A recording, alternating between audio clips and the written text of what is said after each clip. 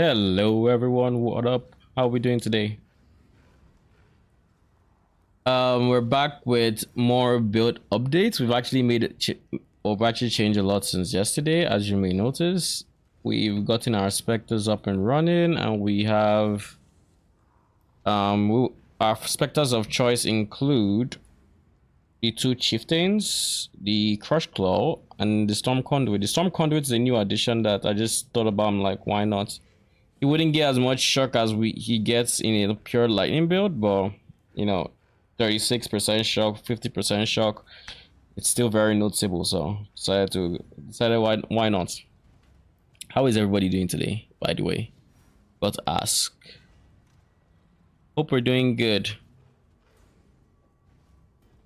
In terms of characters, we also have our AG with our apply curse and what's his face Kingmaker setup.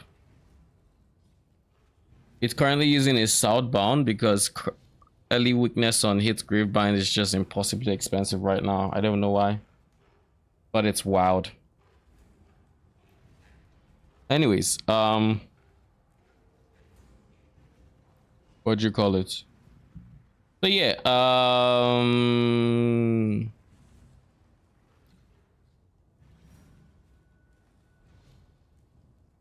we have obviously increased our damage by quite a bit since yesterday.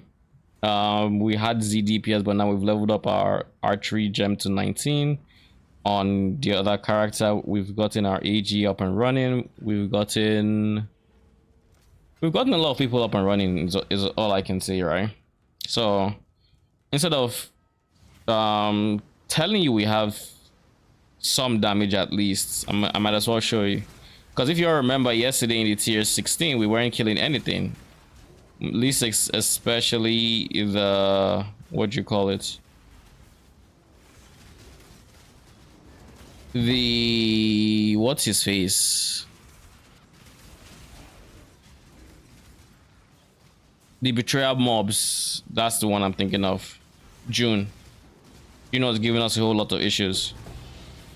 So I'm going to run through this map as quickly as I can. Why is this looking special? 28% quality just drop like that without corruption. Wild.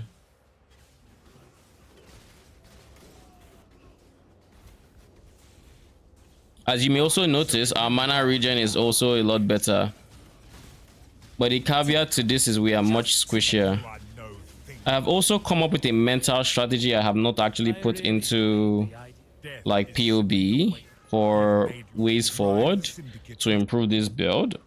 So we're gonna do that after this map. I just wanted to show this real quick.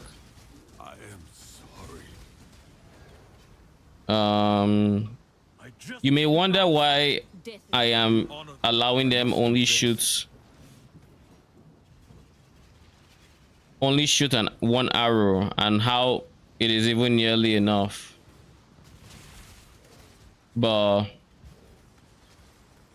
we'll go over all the changes I made.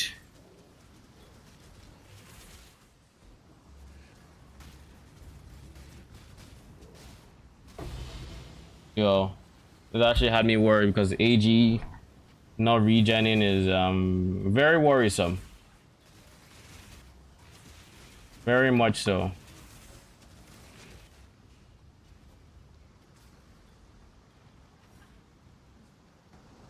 But yeah, this is what it currently looks like in a tier 16. I also, part of the plan to improve the build includes getting this to, I'd wager at least 3,000. Like, I think I can get this to 3,000 without the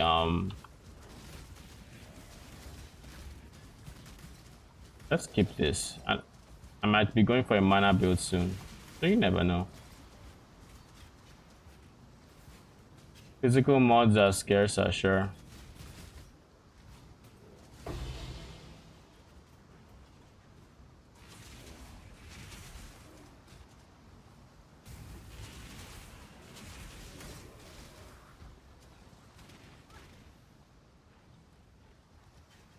And then for the boss, make sure we use our Val, and we should be fine.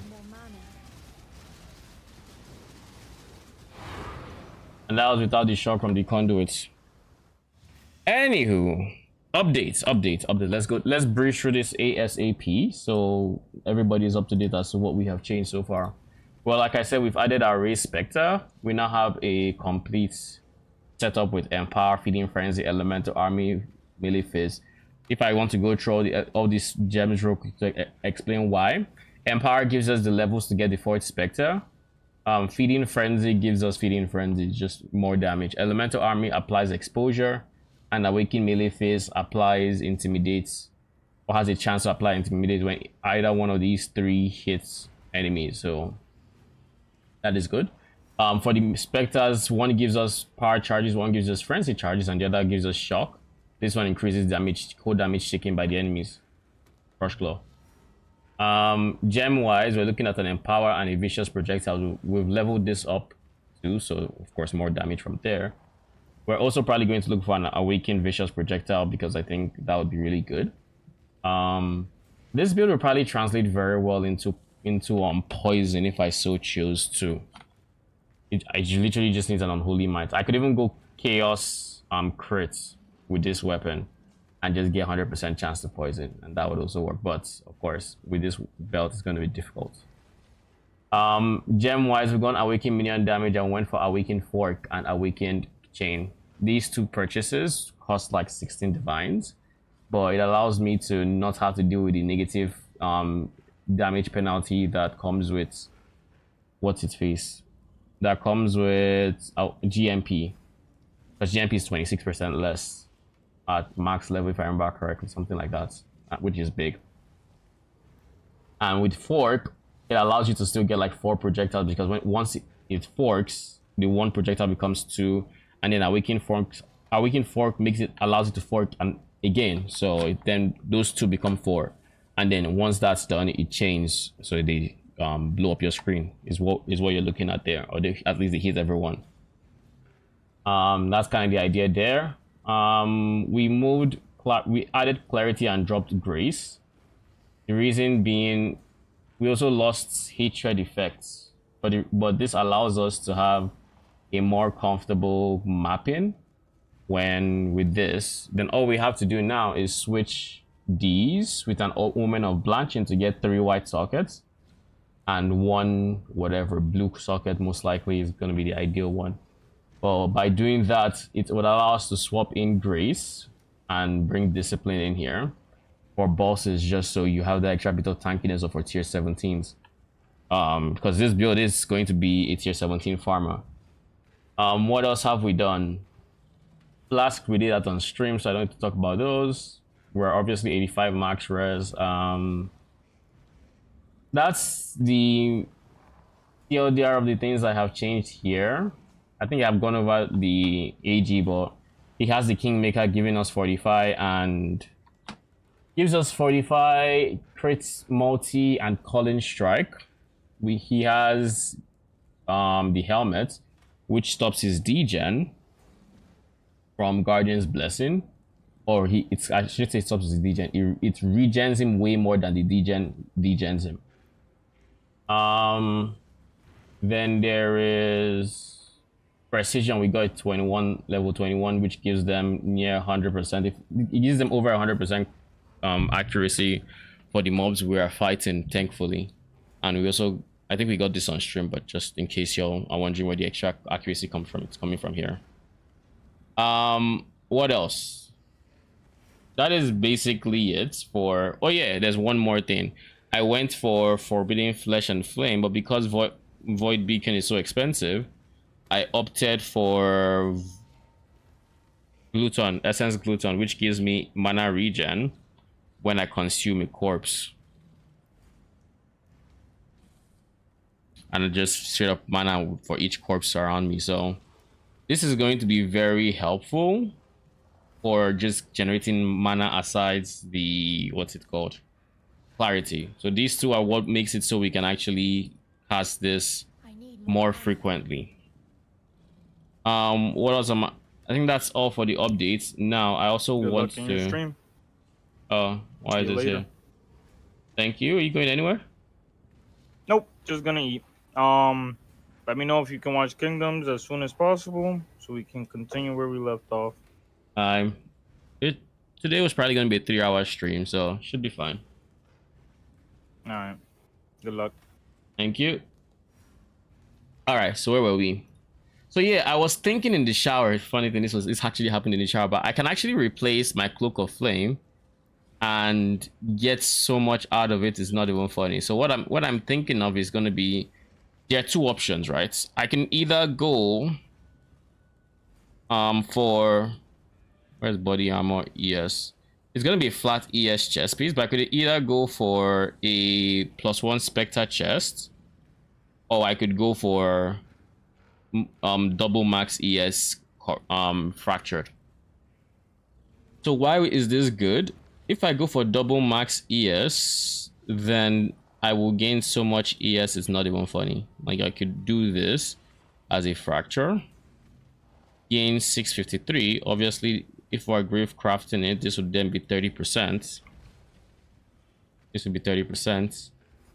ES would be insane. And then we manually craft phase taken as fire. And we assume we get 6%, the maximum on each of these. Oh, wait. That's kind of rough. Let me try this on Craft of Exile. But the idea is, I thought I could get 18%, but this is 12%. A lot worse than I thought. If I Veiled Orb crafted, it would be better, because the Veiled modifier, yeah, it's up to 9%. So this is how you get 18%. But the other way doesn't give you 18%. So let me see if there's a way to deterministically craft it. That's going to be the ideal scenario. If I get double fracture there, the reason I wait for double fracture is the chest piece still remains very defensive, but then with double fracture, what do you call it? With the double fracture, I will have a lot of like ES, a high amount of ES. But if I go for +1 Spectre, I'll have more damage but less defenses. But I kind of, because I'm already using Cloak of Flame, if I'm going to replace it, I might as well go for max survivability. So that's going to look like this. Where's Varigalia? This one.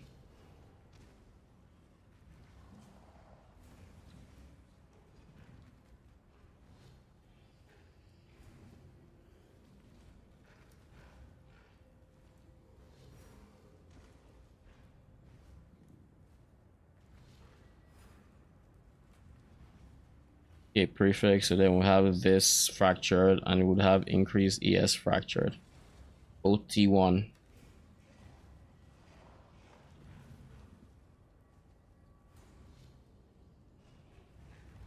I wish I could set the quality, but doesn't look like I can.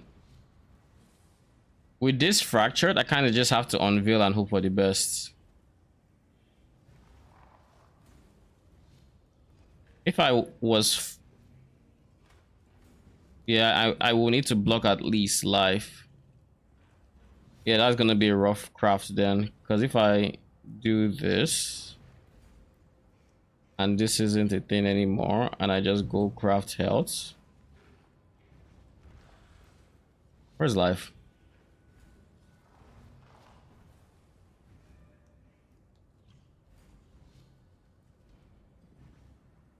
Life is 2,000 weights.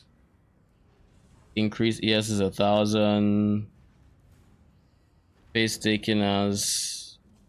Why is the weight NA? The pool of possible outcomes does not include signature viewed modifiers.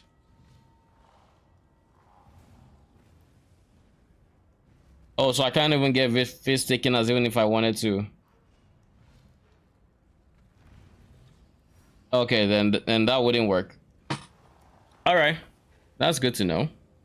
What up, Kat? How you doing?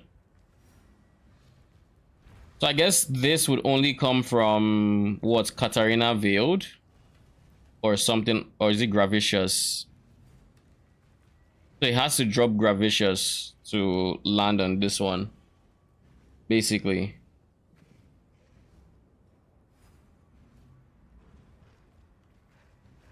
So if I were to think about this, and if that's not possible, then let's assume we're staying with 12% because that's the most realistic. We go with 12%.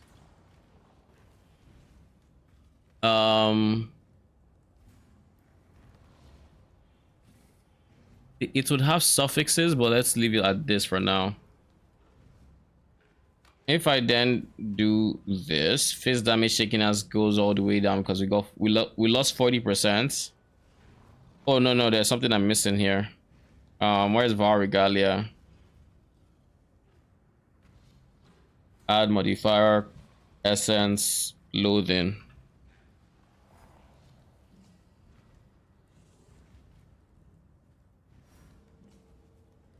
There we go. So now that we've lost 28%, if we go to the helmets, we go to hubris circlets, and we switch the implicits from, I think it's Eta, right? Yeah, Eta implicits.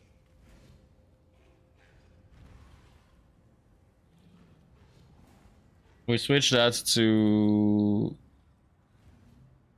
face taken as chaos in this case, and we'll get it up to 8%.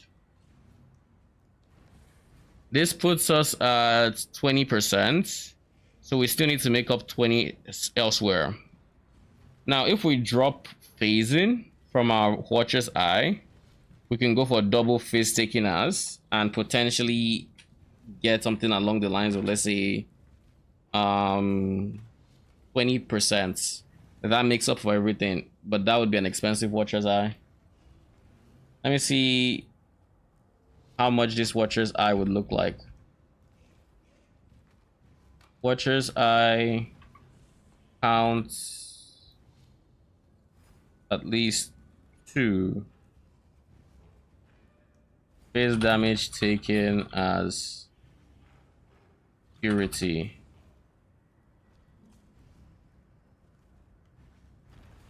Taken as lightning with phase damage, yeah. Purity of elements, cold elements, lightning elements. All right.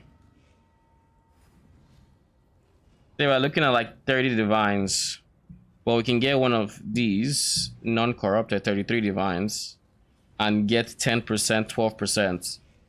This makes up for the extra, let's say 10 to 12%, would then gap the 20 to 30% or 32% or 28% as the case may be, leaving us with like 10% unaccounted for.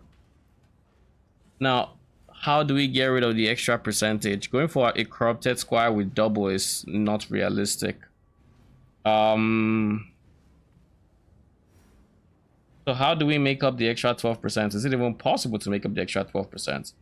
Because going from 3k ES to 5k ES is huge, and this chess piece would allow us to do that.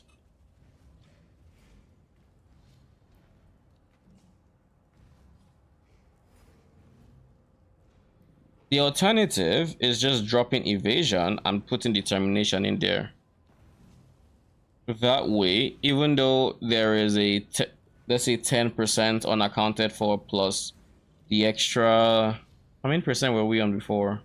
We were on like 6% left or something like that. So even if we're still looking at like, let's say 16 to 20% phase unchanged, that bit can be taken care of by just determination. Because 20% of a 10,000 damage hit is 2k. 2k phases. Thing is, even 2k phase will take an annoying amount of armor to deal with because I have no PDR. I'm not going armor flasks either. That is something I'm not going to do.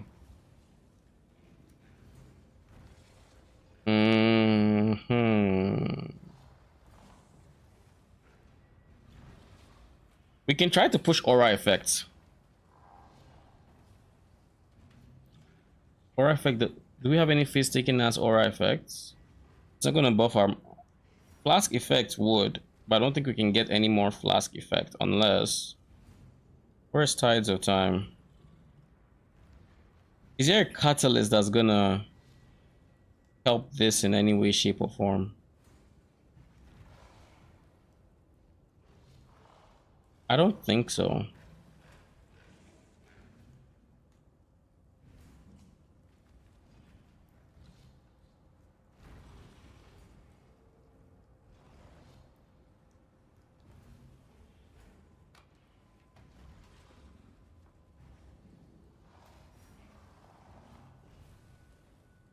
No, there isn't.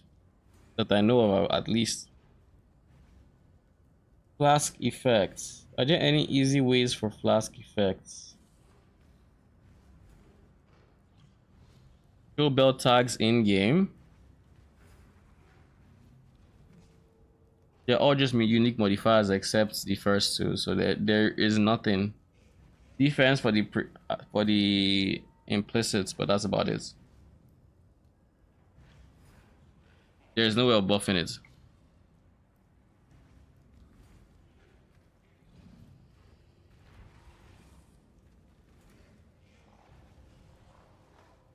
There would be 20% unmitigated. 20%, 20%, 20%. Think. What can we do with that 20%? Anything from like an amulet switch would be unideal. Because I don't want to drop an aura. I could maybe consider doing. What could I consider doing? Think. Corrupted Squire. I already have Corrupted Squire. That's already part of the calculations.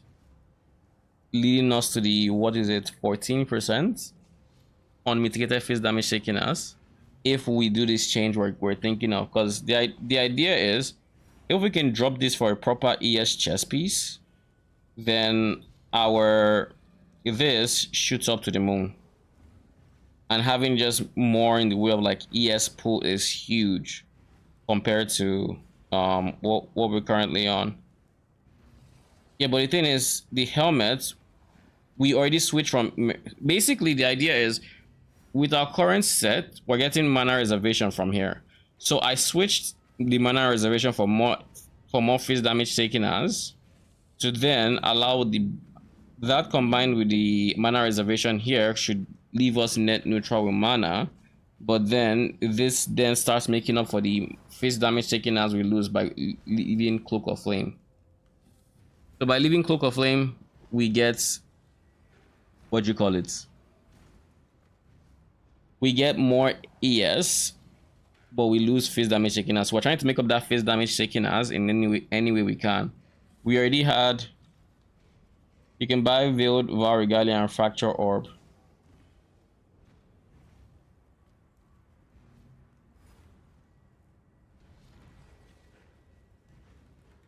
Then I would get the 18. I could potentially get the 18% face damage taken as, which would be huge.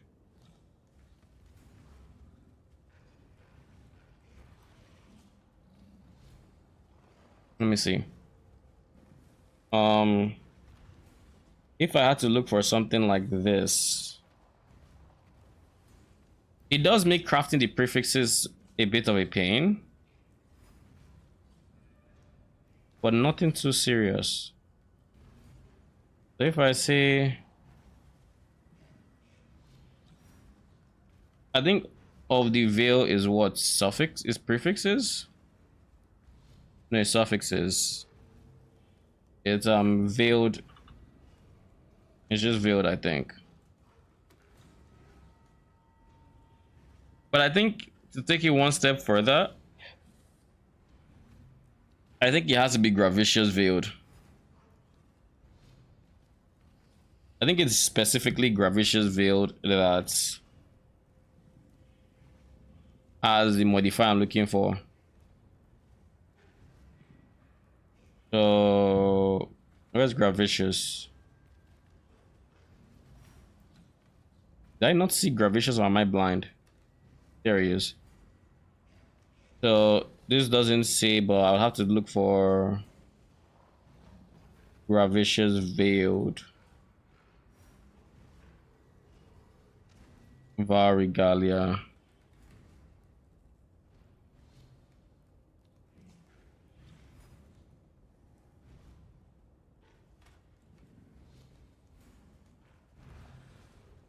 So if I get this and I fracture the 19% face damage taken as also needs correct item level.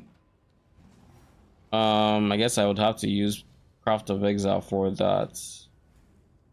At least 60. It has to be at least eye level 60. I'm not buying it now, I'm not crafting it now. I want to know how to craft it. That's what we're doing now. So I'd have to buy these bases, unveil the right modifier, then oh, T1 ES, shouldn't that be like level 80 what? 84 or something? Oh, it's 75. Where's increased ES? 86. Oh.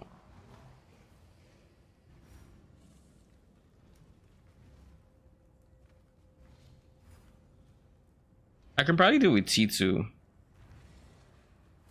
Yeah, there's nothing on the market. Yeah, I just have to settle for T2 at best, 84.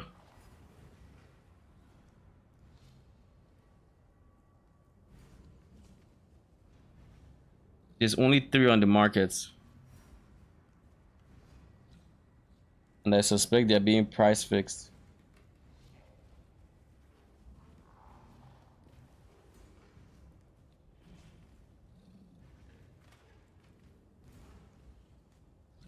I think it's fizz damage taken as... I know there's lightning on it. I think there's fire on the chest piece. 8. Let's confirm real quick. Fire and lightning. Yes, it's fire and lightning.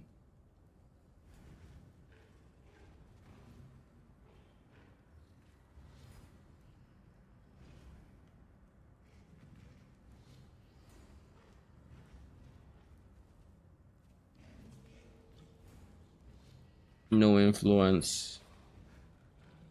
There is absolutely nothing.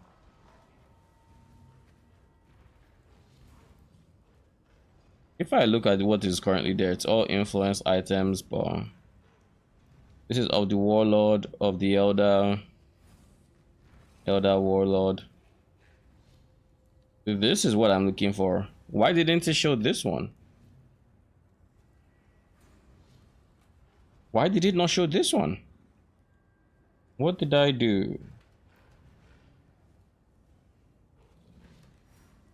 I said no influences. But this isn't influenced, as far as I can tell.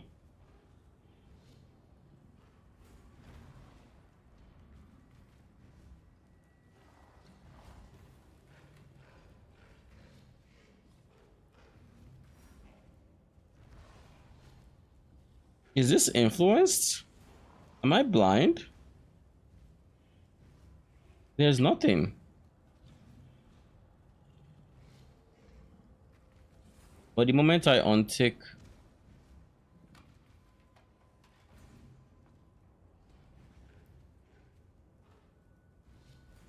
I guess nothing has 0 influences. That's why.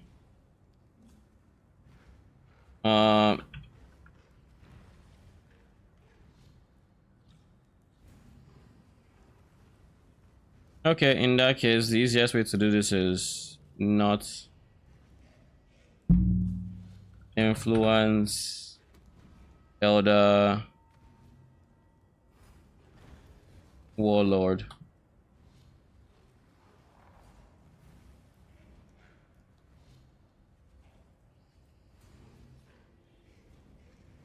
That's this. These should all be... Oh, there's already a base like that, honestly. It already has IES too. It has high ES. Already divines, huh?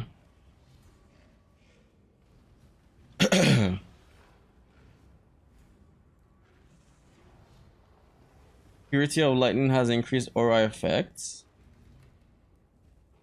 Did we have the same idea? Why purity of lightning? Why would you have this? Why did I pick lightning again for purities? Because fire would already have cloak of flame. There'd be no point in that. I would already have lightning res on an ES. That's why. Because you already get a free max lightning res somewhere on the tree by going ES. But it also doesn't really have to be VAR Regalia. Like it could be, but it could be something else. This as a base is not bad. I could look into this.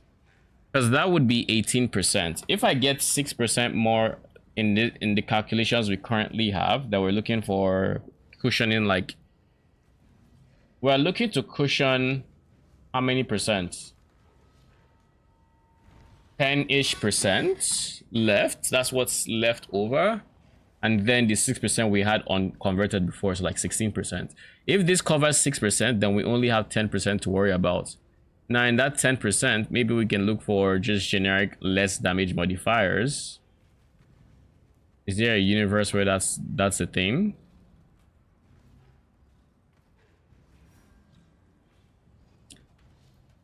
It would be Sierra and Exarch and Exile Worlds. Maximum lightning res. That's an easy extra res. And then let's make sure there's nothing else.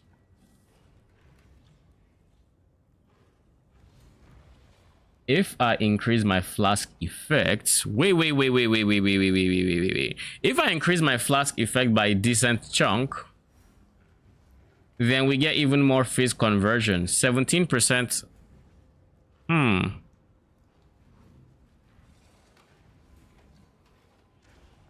If I do this instead, oh, come on. If I do that, then we can get more out of Taste of Hate, because currently Taste of Hate is giving us Taste of Hate is giving us 20 conversion. If we increase this by 17%, we're looking at another like let's say 21, 22, so like a 2%. So that would make up for the extra 2, and then we would have like 8% unconverted, which we can actually live with. I think we can live with that. 8%.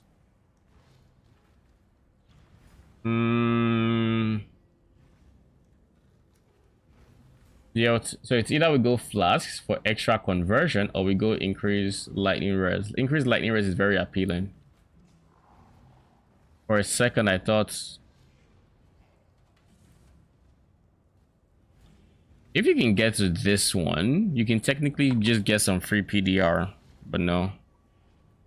Increase effect of non-curse auras. We do not get more PDR from non-curse auras right now. It'd be nice if we get more discipline, ES and whatnot, but that'd be it. What do we have in the way of Exile Worlds? Lightning has increased aura effect. That's probably the go-to. That gives us 3 max res and max rank, I think. It's 2 max res and max rank. Yeah, it's 2 max res at just the second rank even. So we can get 2 from here and 3 from the prefix to get to 90 max res. But then we have to worry about PDR.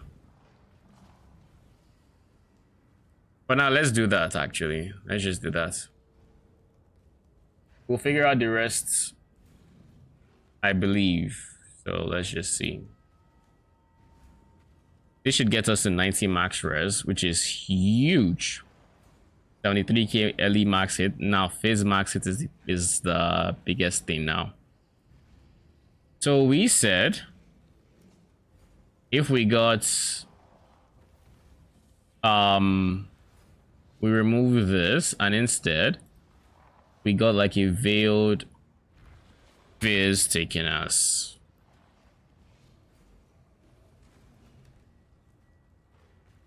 With 9%.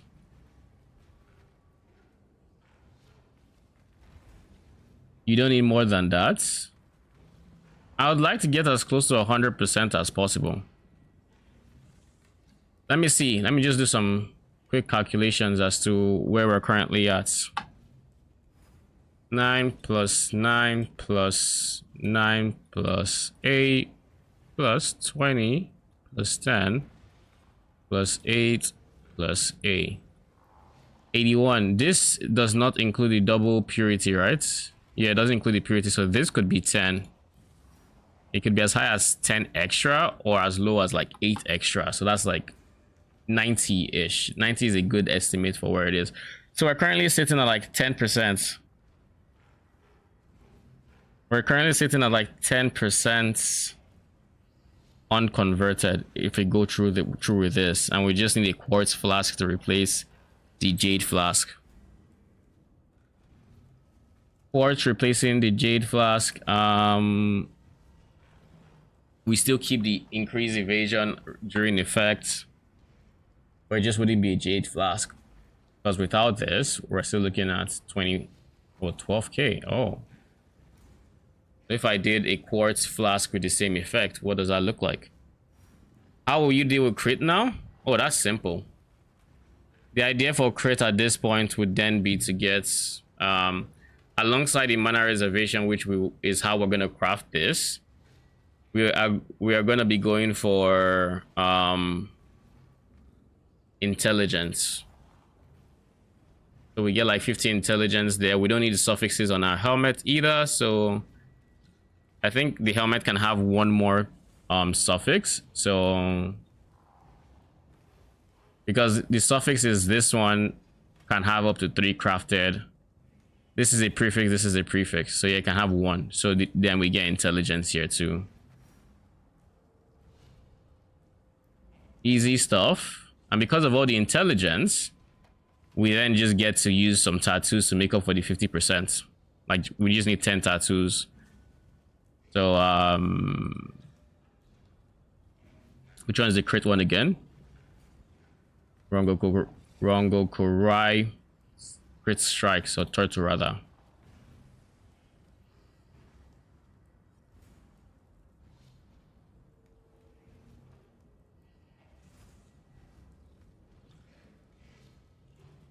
And then we just keep doing this.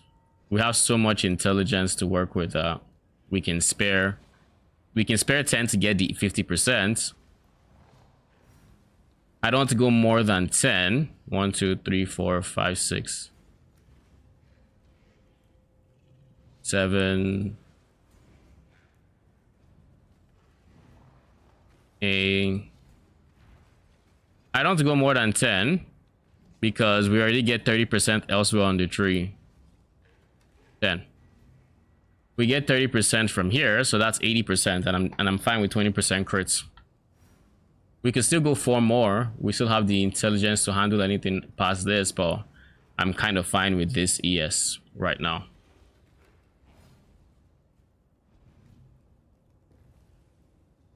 But yeah, this is how we get this tank here. I don't like my fizz max it though, 39k. How is it? So that means, let's do this. Flasks, utility, quartz. This would also give us some chance to suppress spell damage. Not much, but something. Increased charge recovery. This wouldn't be 100% uptime though.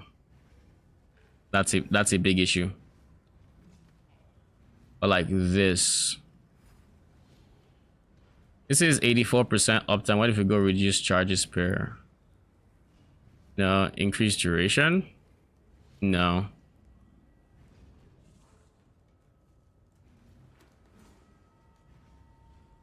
So yeah, charge recovery is just the best for uptime. And if we replace that with this quartz flask, we lose some evasion, but we still gain phasing. And because we now have phasing here, We then go for the Watcher's Eye. Where's the Watcher's Eye?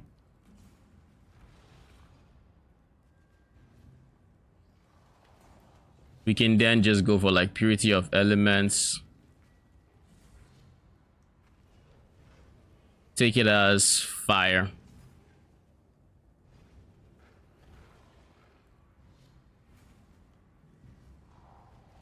Something like this. We lose evasion, but then we gain some extra face damage taken as. So then we're up to 90%. So this is what 90% looks like. We can still push for further, but this phase max it is fine, and I'm happy with this ES.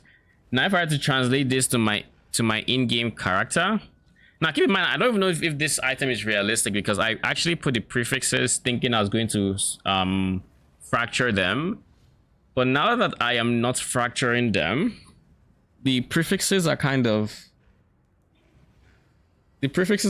meh. What do I mean? They're T1. I don't know that it's realistic, and I'm probably not going to get a base that can actually roll them. Why Sanctum of Thought plus the other arm/ES points? What do you mean? Sanctum of Thought is this one. Why this one and this one? Because I'm getting flash charges from here and here, and it's just more armor ES, armor ES. I'm not scaling armor, but the ES is nice. There aren't many sources of ES that I have easily accessible while giving me access to another cluster jewel. I thought about trying to go to this side of the tree, but it just doesn't work out because we don't make it here.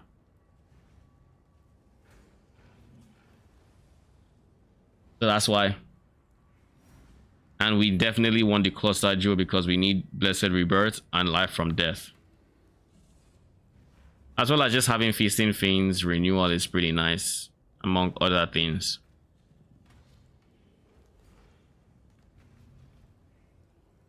But yeah, this way we're able to get to 90 auras and a 5k ES pull while still having really good phase damage taking us. It doesn't get to 100% or sub 90%, or I guess over 90%, but it's decent. And if you want to really spend money, you can always, with this 30 divine, 33 divine, what's it called, Watcher's Eye, you can technically also just divine it to try to get to closer to 12% on the Purity of Elements option.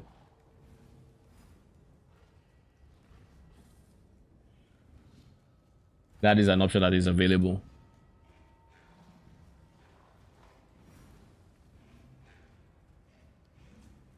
Oh, great. This multi-chat is finally working, so I can see YouTube chat on my OBS now. That's good.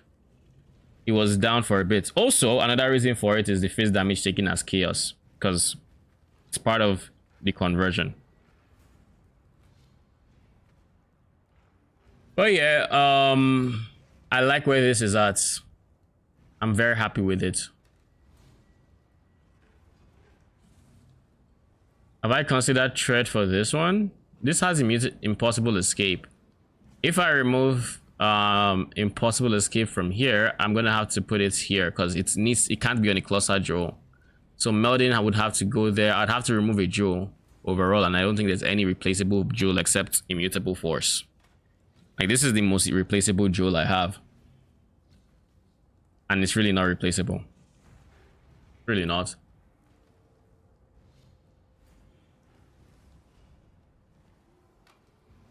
So yeah, I think Arakali is the way to go past this.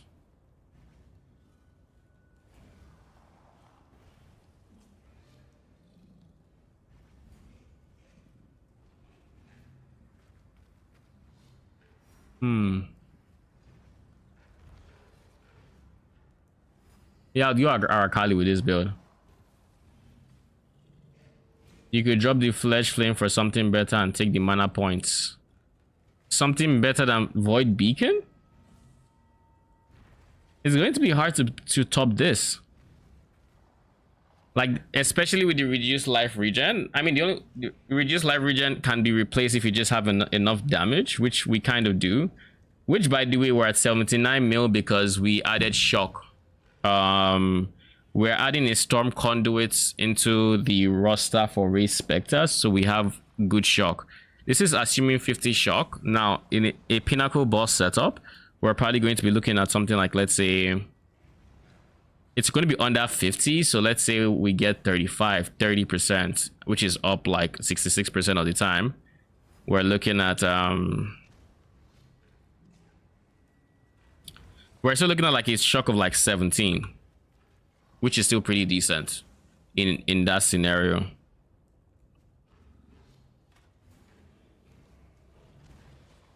I thought you took mana with them. Currently I have Essence Gluton in game to help with the mana regen, and in reality you need this to have a no, you don't need this one, but you need some form of mana regen to have a comfortable mapping experience. I don't know if you were here when I ran through the map to showcase what we currently have going on, but I can run another one to show. But with the current mana costs, I switched around a lot of gems. I dropped Grace, I went Clarity for mapping. Ideally you have white sockets in your helmet. Look at the mana wheel beside this. What about it? I can't drop this. It gives me mana regen and reservation.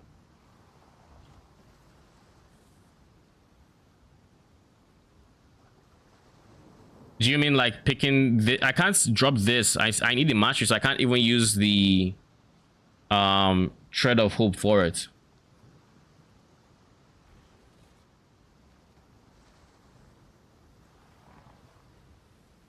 Besides Skeleton?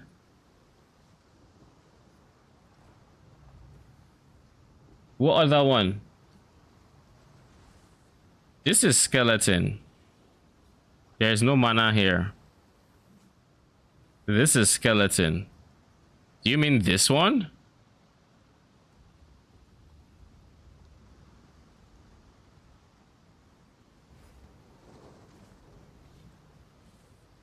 To the right of Zombie. To the right of Zombie.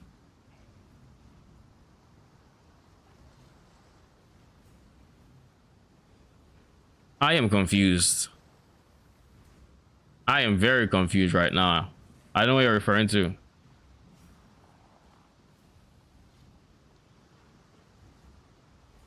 So Arcane Will?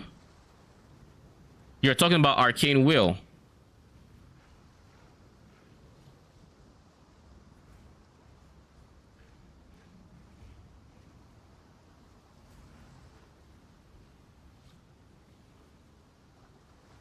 What about it?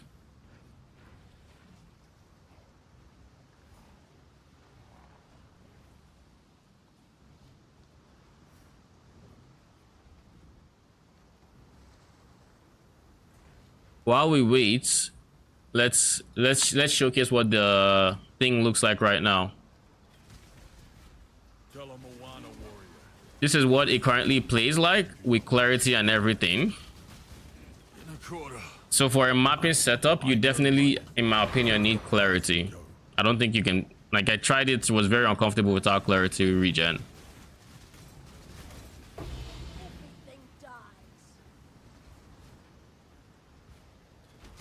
You'd save points.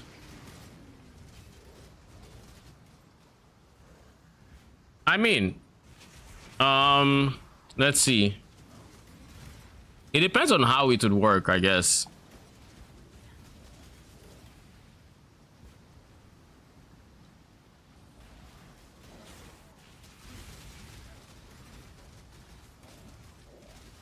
So if I do this, let's make sure everything around us is dead. Okay, everything around us is dead.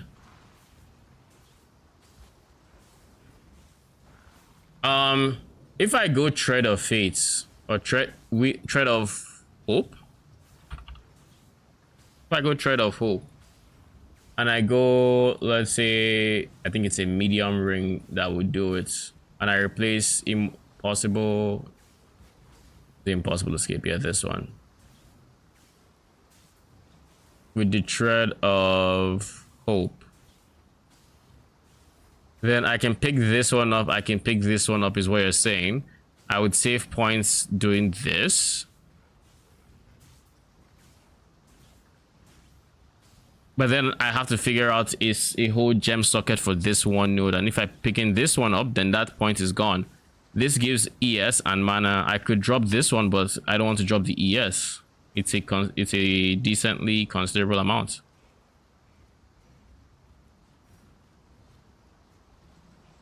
So the point I save here just goes right here. If I'm going there, and if I'm not, then this whole thread of hope would just be for it would just end up for this one. We're not going golem, so we can't go for this one. There's nothing in the range that I can see that I'm interested in per se.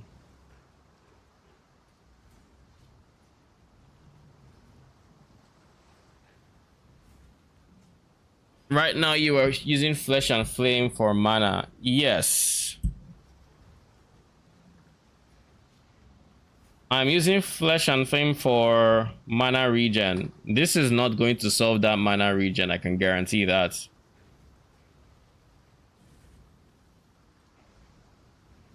Swap them for something that gives mana. What is the most efficient source of like mana regen? Because mana is not the problem, it's mana regen.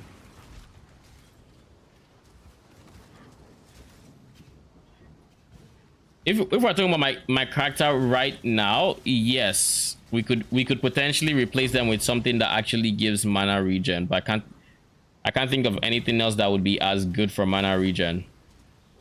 If I go Thread of Hope and I get that one, I don't see it solving the problems currently being faced, because we already have clarity.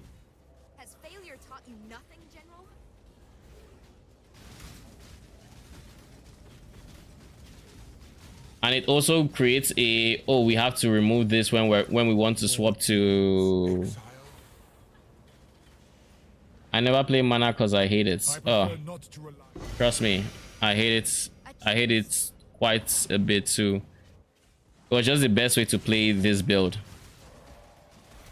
If I could, I would still go Spectres with this. I just don't think it's going to be a good it will have a good single target if it's Spectres, because the biggest multiplier with Skellies is simply that we have a lot of them. That's the biggest multiplier. We have 20 something Skellies that can take advantage of the 12 link. Now, using anything that costs mana for said links is unideal, which is why Spectre is so good. With Spectre, you don't have to worry about mana cost because they are permanent. You summon them, you're done.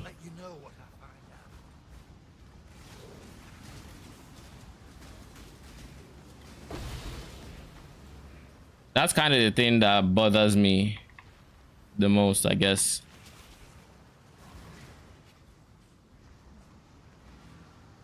Okay, we're done with that map. So you're saying use something like this for now and then swap the Flesh and Flame I have going on. If I had space for a golem, I could consider that. I just don't see this and this being worth giving up what I currently have.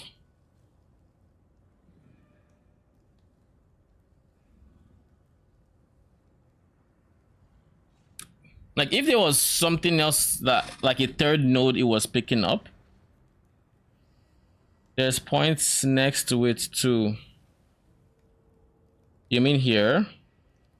Yeah, but these are points I don't have.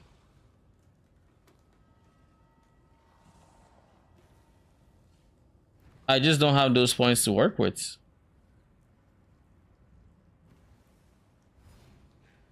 Mana regen is like here, here,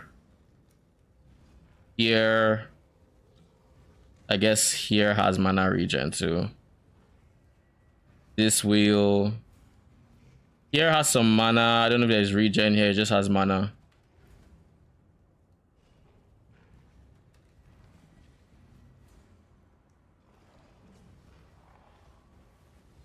This has mana regen, just slightly out of reach though.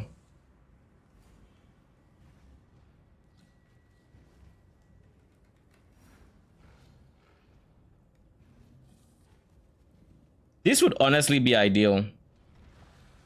If we could fit this, like the reduced mana cost of skills, this is actually what we need, reduced mana cost of skill. Above all else, this is also a source of mana regen, I guess.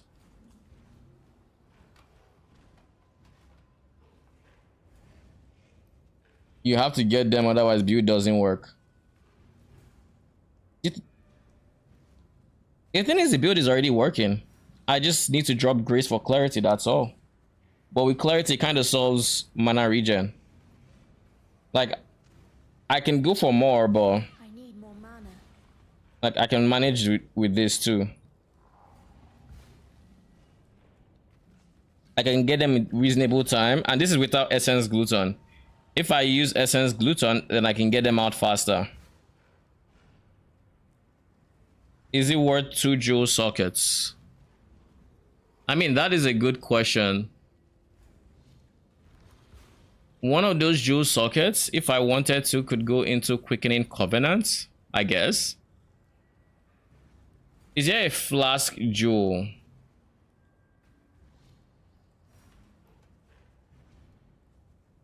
If there was like a flask jewel, like uptime on flask, or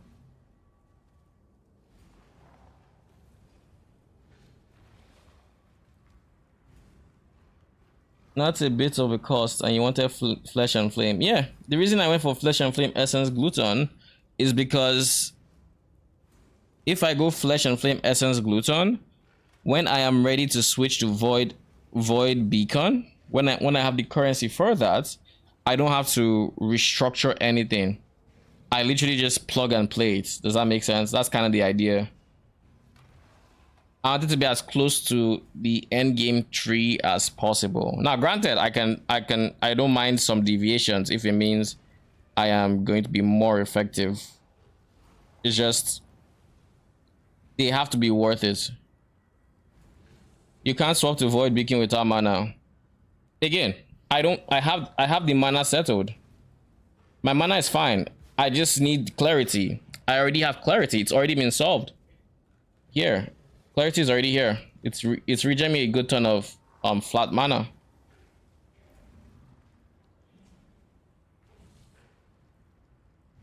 The Essence Gluton is just extra to make it even more comfortable. But it's honestly fine as is. And in a bossing scenario, we're going to be replacing one of these flasks for the Valve version anyways, the Soul Ripper. And if we replace it for Soul Ripper, then we don't even have to worry about what's it called. Then we don't even have to worry about the mana as much, because we're basically going to be spamming Val Skellies often.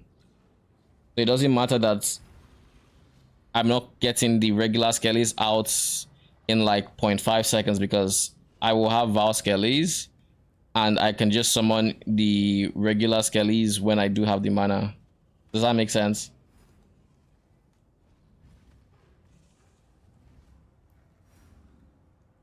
Like, if I went for Thread of Hope right now with my in-game character, I think the mana regen might honestly be fine combined with clarity.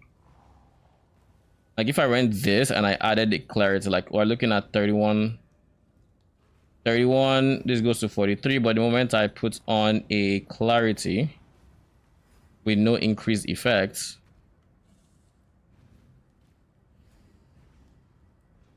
now we're looking at 105.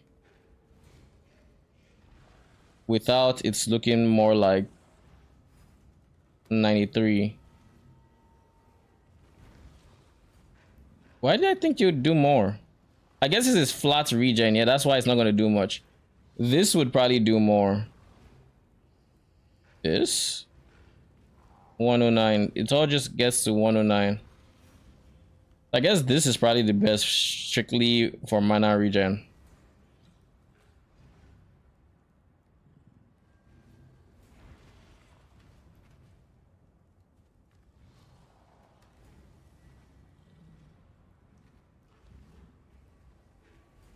If I had to say, one alternative would be this. I leave Impossible Escape. I leave Impossible Escape here. No, was it Impossible Escape I replaced? I believe so. So I leave Impossible Escape in there. I turn off my Forbidden Flesh and Flame. Let's assume this is my Forbidden Flame. We turn that off. So that's 2 points, right? That's 2 points I save. I then refund these 3 to get 5 points. Now will this work? 1, 2, 3, 4, 5. Barely isn't working. It's because I still need to get this. But if I were to do this, mana regen isn't solved by any means, but cost of skill goes down. So my Skelly Archers will now cost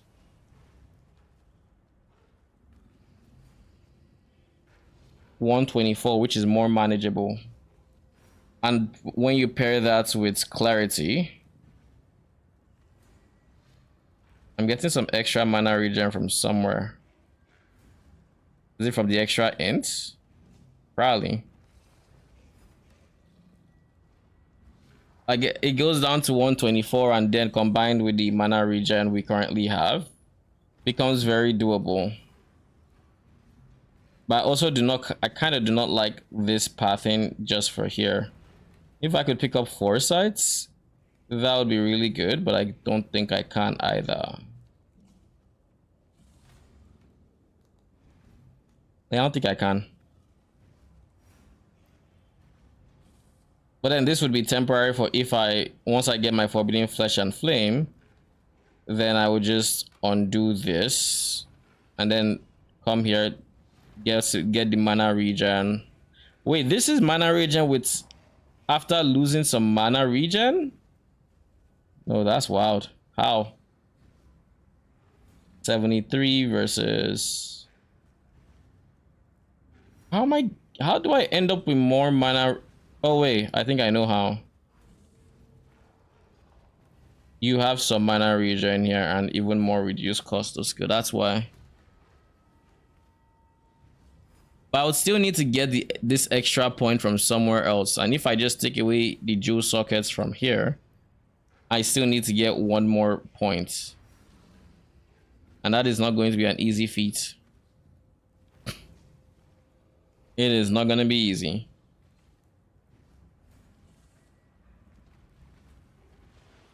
At best, I get a point out of, like, here. Maybe I get a point out of...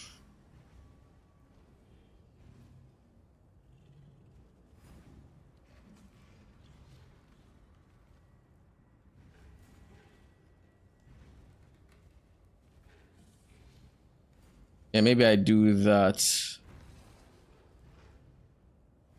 You don't have the mana. 53 is not enough. Yes, it is not enough. Why is it not enough? Did I not take reservation? I took reservation. I took reduced cost. Wait, hold up. This has 90. Something has been really screwed up somewhere.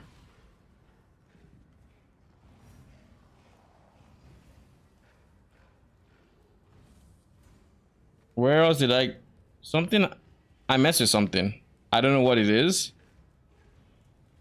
but I messed with something.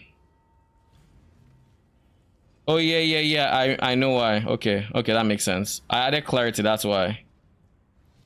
In reality, when I add clarity, When I add clarity, I'd be removing grace. So it would look like this, and then this would be off. So I'd have more than enough mana. That's why I was under. So in reality, this is what the mapping setup would look like. It's much lower in the way of like evasion rating, but this is how you would map. And if you're trying to push challenging contents, this is enough mana to where you can cast it like twice or 3 times, or twice because it's 120, right? You can cast it twice without needing a regen.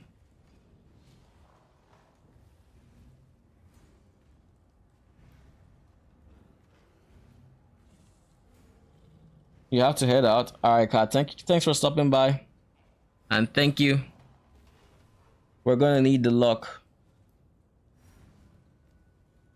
We could always run a mana flask, but I don't think I ever see myself running a mana flask.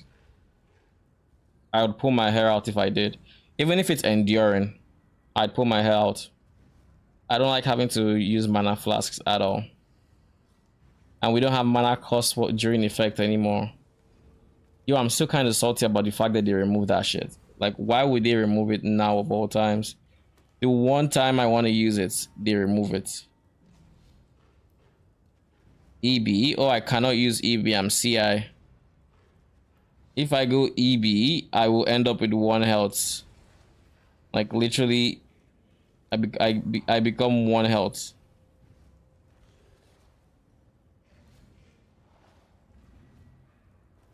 And there's no way to convert the cost to ES.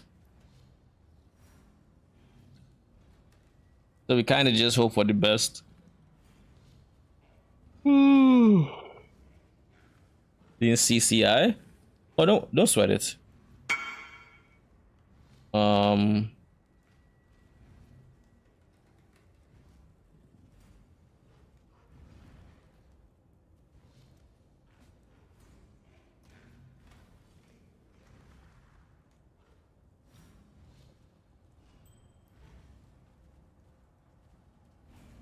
Trade.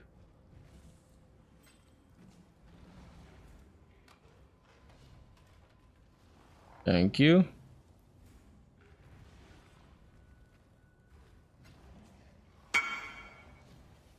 That's the ring I go from. I get some very random rings that end up being good.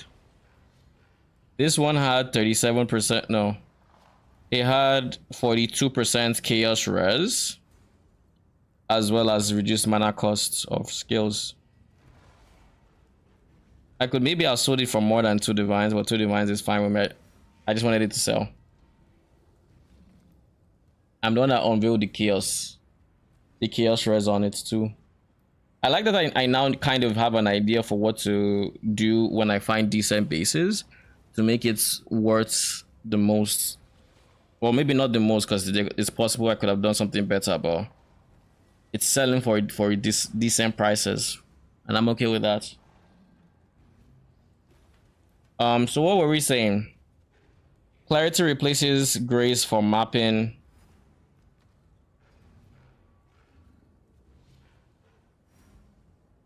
That solves mana regen. We have no mana regen issues after that. But during bossing, we drop clarity, we go grace for survivability. If the boss does nothing but spells, then there's no point in even doing that, because grace is not going to help you against spells. But like in the Exile fight, it will help you against the Minotaur, for example. In Eta, I don't know that it helps you anywhere. I don't think it helps against Eta.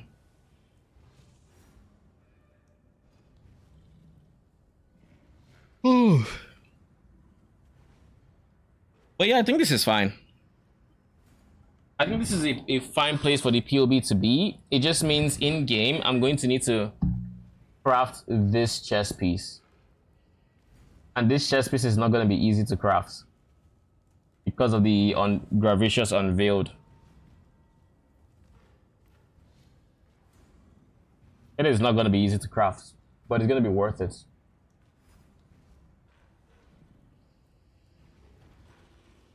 Yeah, it's gonna be worth it. Because once I get the phase fractured, I craft the suffixes using mana reservation, and I wait until I hit a decent roll intelligence. Then I'm done with my suffixes, basically.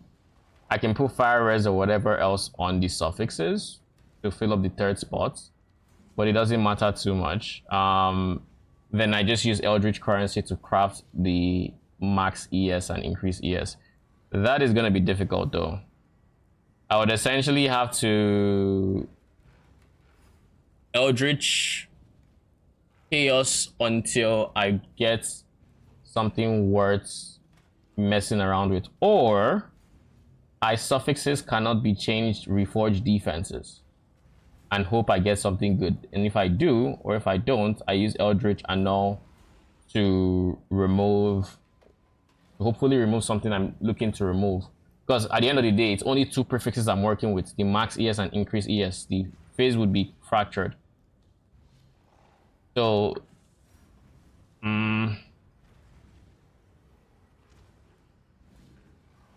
yeah, I'll just keep reforging defense until I get one of them that's good. Then I Eldritch Annul until, and hope I hit the one that I might not want to have. Then I can benchcraft that one and call it a day.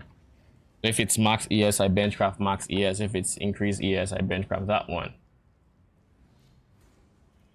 And I think of a different way to approach getting the suffixes. What's a better way? I'll probably have to ask Shin Moon what he thinks is the easiest way to do it from there. And we might end up not being able to go with Var Regalia in game, but I'm going to make some currency, probably get up to 50 divines before I attempt this craft. But at the same time, I can actually start it earlier, simply because I already have a chess piece I'm working with that's perfect for me. You know, I have no issues whatsoever. Like, I'm chilling. So whenever I get it, I can use it. I think that's kind of kind of the approach I'm going to go with. Because like right now I have 20 divines. I just need like 30 more, which is literally what, 2 veiled orbs, and I can get that in a day easy. I need more mana. Why are you here? But yeah, I'm actually quite happy with how much damage we're able to pull out of the build since yesterday, considering how yesterday we first rolled onto the character and we were quite ZDPS for various reasons, the biggest of which was we didn't have the currency after getting everything we bought, including our Watcher's Eye. We didn't have the currency to like use an AG. We didn't have the currency to we didn't have the levels to Skelly Archer Gem. What else didn't we have? We didn't have a lot of things. We also didn't have good support gems, and we still kind of don't have a good, we still have one that's mediocre, and this could be better too. So those are two we would want to fix, because we get a lot of damage from, my god, can I click on Elrian please? Man, I'll just do this then. Not all Templars all tact.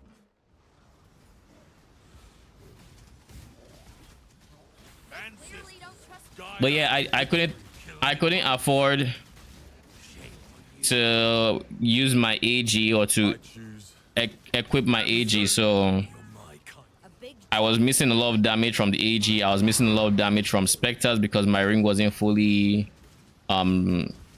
populated with stats. I was missing, what else was I missing? I had to use GMP and the like. I had to use GMP and the like because I didn't have Awakened Fork, which I do now for wave clearing. The reason Awakened Fork is pretty good and why I like it personally is because it allows me to have the very good wave clear without taking the less damage multi of Awakened GMP.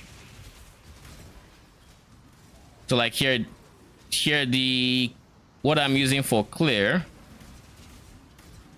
What I'm using for clear is fork and chain. So what happens is we awaken fork, it actually forks twice, so one projectile becomes 4, then it chains, which means the projectiles will then seek out enemies pretty much. So in a single target scenario, because I no longer have the negative damage mod that GMP has, I'm doing more single target without swaps, and in a clear scenario I'm not suffering there. So yeah, these are all things I was able to do since last night, and now I'm happy with where we are. Though to be fair, I had like 17 divines in essences, which I just hadn't sold. I forgot I had essences to begin with, so I sold them and dropped 2 veiled orbs in a row. Felt really good. If I do, like, it felt really good to drop 2 veiled orbs.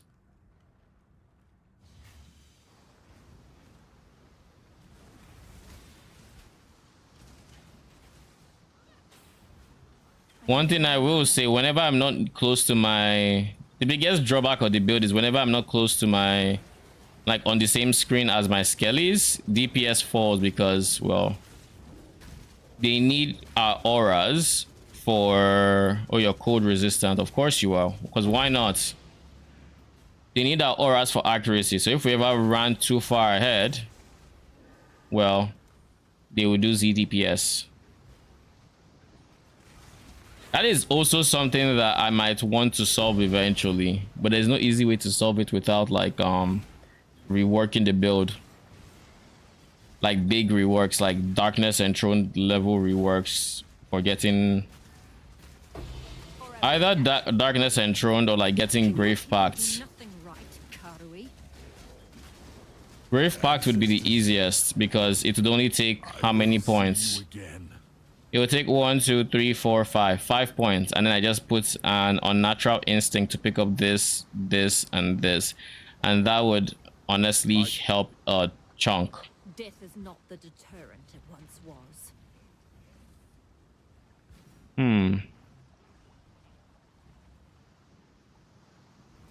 We'll get what we need. Enough blood has been.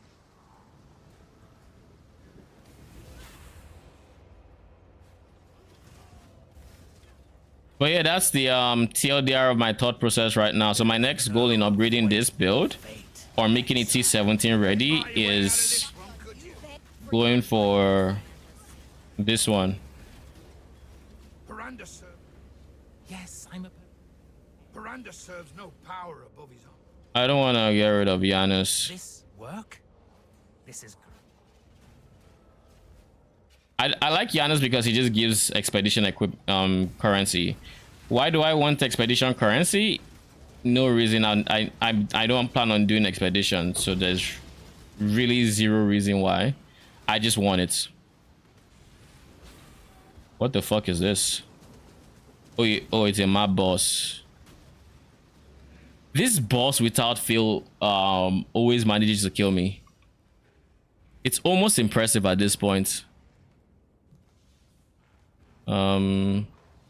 This is the fun part. When you die, you have to turn on all your auras, and then you have to remember which one is an aura you want to do that way. Blessings. Just to confirm, I finished betrayal here, right? I finished 2/3. How far am I? Okay, it's not that bad.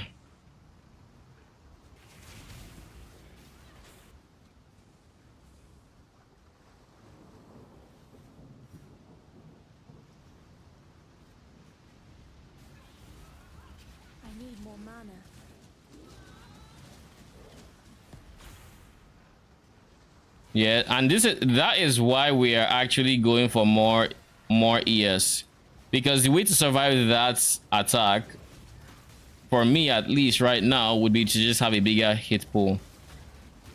If I had a bigger hit pool, then it wouldn't have been a problem. simply because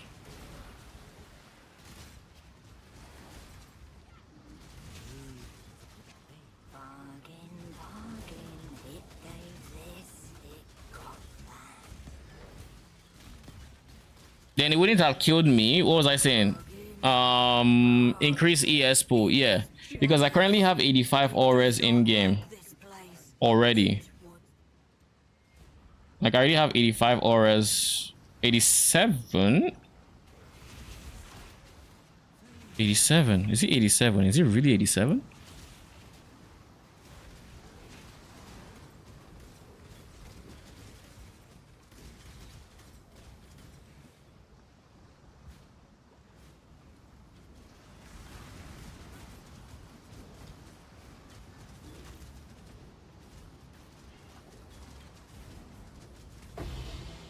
Hmm. 80. No, okay. It's Nico. It's Nico. I'm like, I know I'm not 87. It's Nico that did it. I'm 85 when I actually move. Yeah, we'll go 85. That took a while for the flash to pop the first time. I think that might mean I'm a bit more vulnerable than I expected at the start of a map. Let's see how long it takes for the flash to come up naturally. Yeah, still not up. Yeah, I could easily, if I go too fast, I could die there. So it's something to just keep in mind.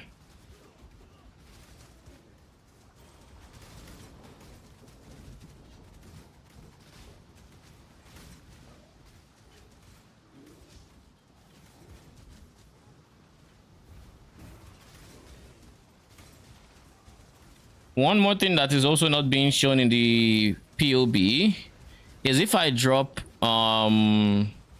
Grace for Clarity, then Clarity is actually going to take the spot of... Clarity takes the spot of where Discipline currently is, and then Discipline goes into the helmet to get enhanced by the AG.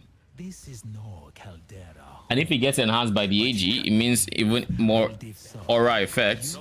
So we're going to end up with like 6k ES most likely.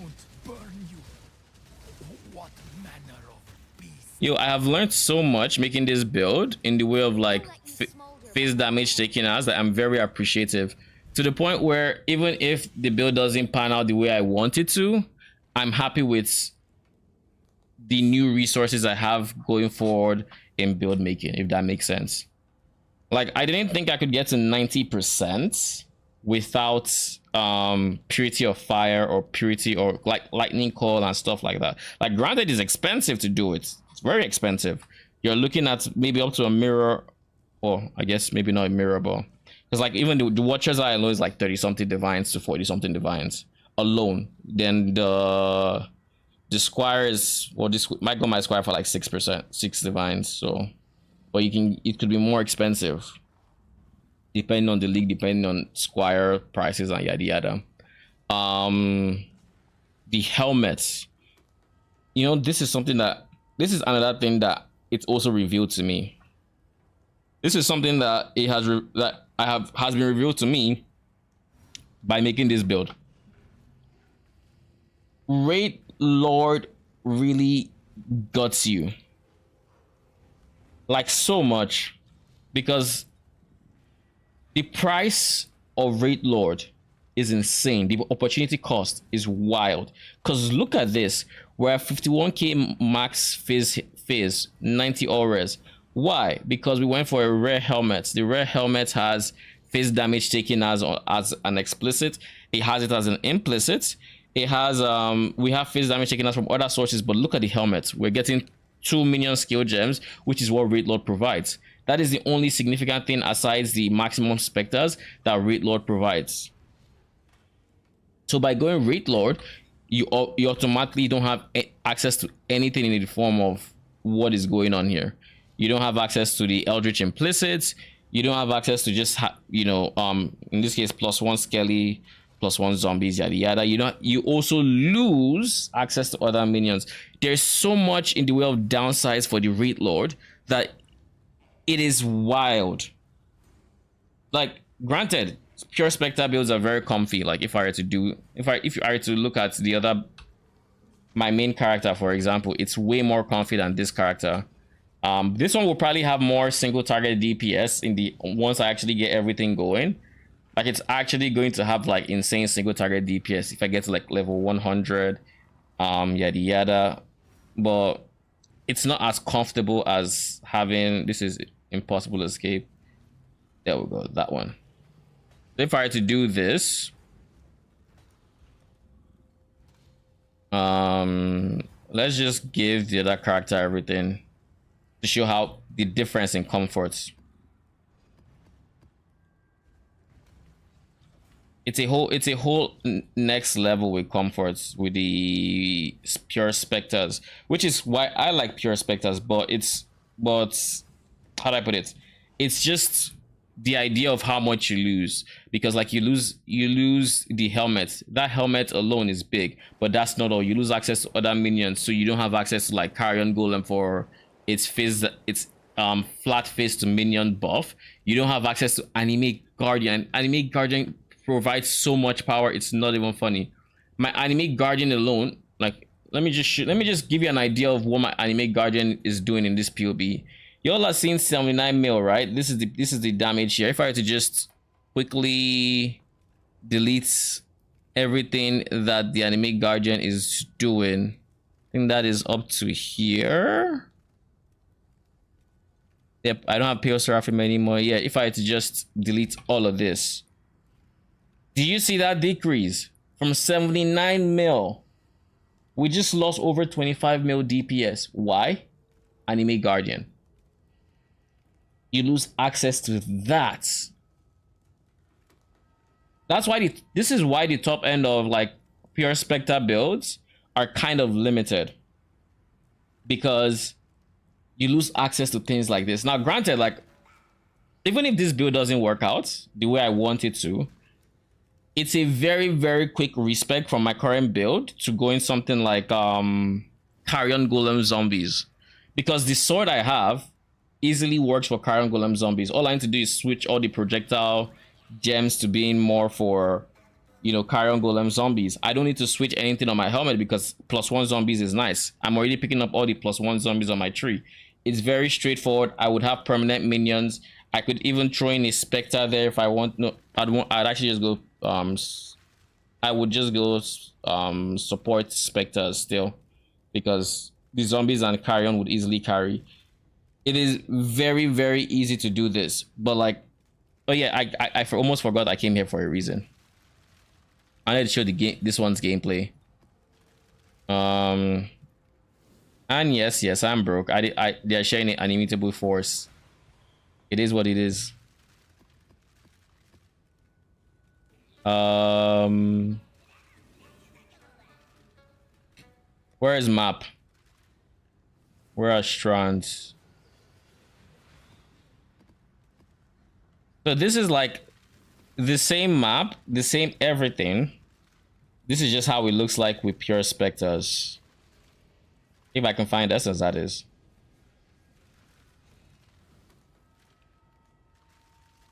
But yeah, it's like at the end of the day, to actually achieve, like to actually draw out the most damage per specter, you can't go Wraith Lord, and that's insane. It is insane that is the case. But like, this is all I have to do. I just have to run. I pop this, drop Arcanist brand, and shit dies.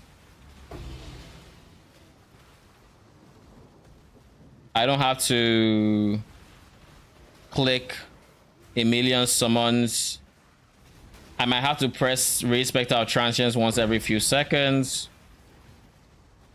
But like, that's it.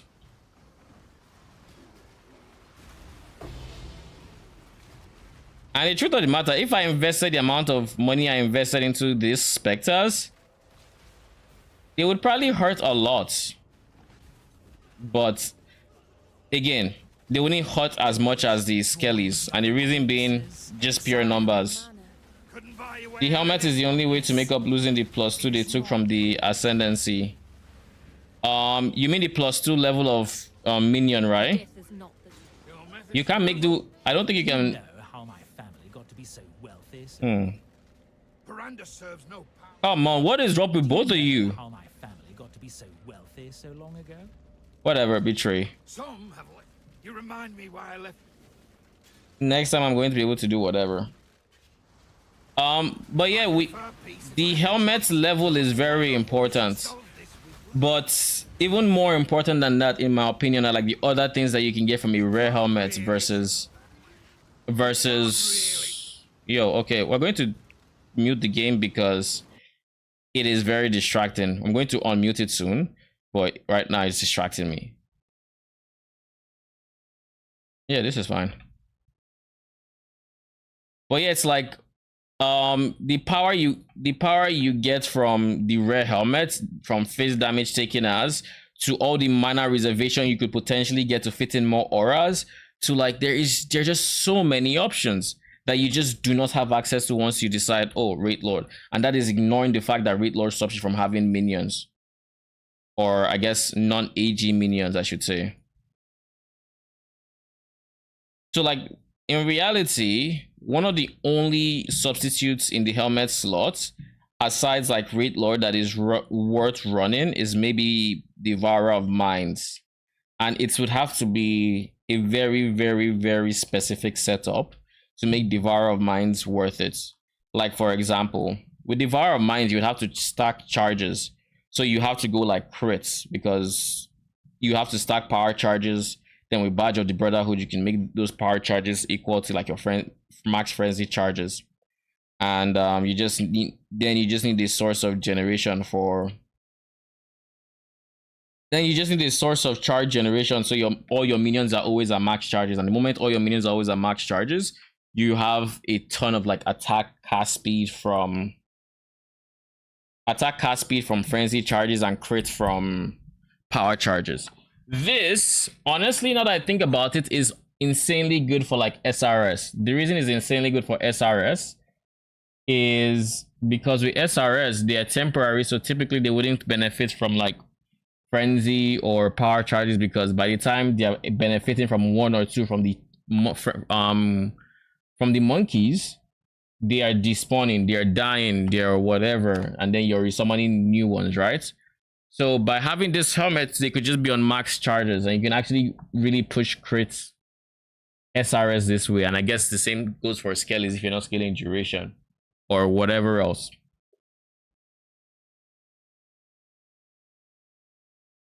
But yeah, I just think you lose a stupid amount of power.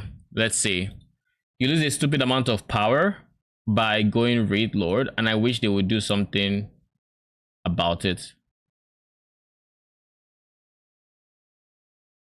I wish they would do something about it. I don't know. I think Raid Lord is fine. Raid Lord is honestly fine. It's the specters that need work. Raid Lord is fine. Like these are all trade-offs, yes. But if what you're trading off is worth it, then by all means.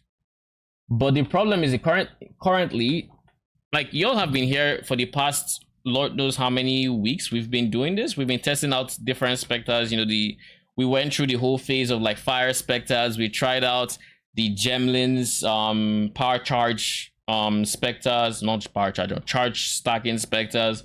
We've tried a whole bunch of stuff, right? And at the end of the day, most of these are just not worth it. They're just not worth sacrificing your other minions. It's like, in reality, they gave us Raid Lord, and it's a very, very nice unique, but not much has changed since. What am I doing? Not much has changed since last season or last league. And last league, guess what?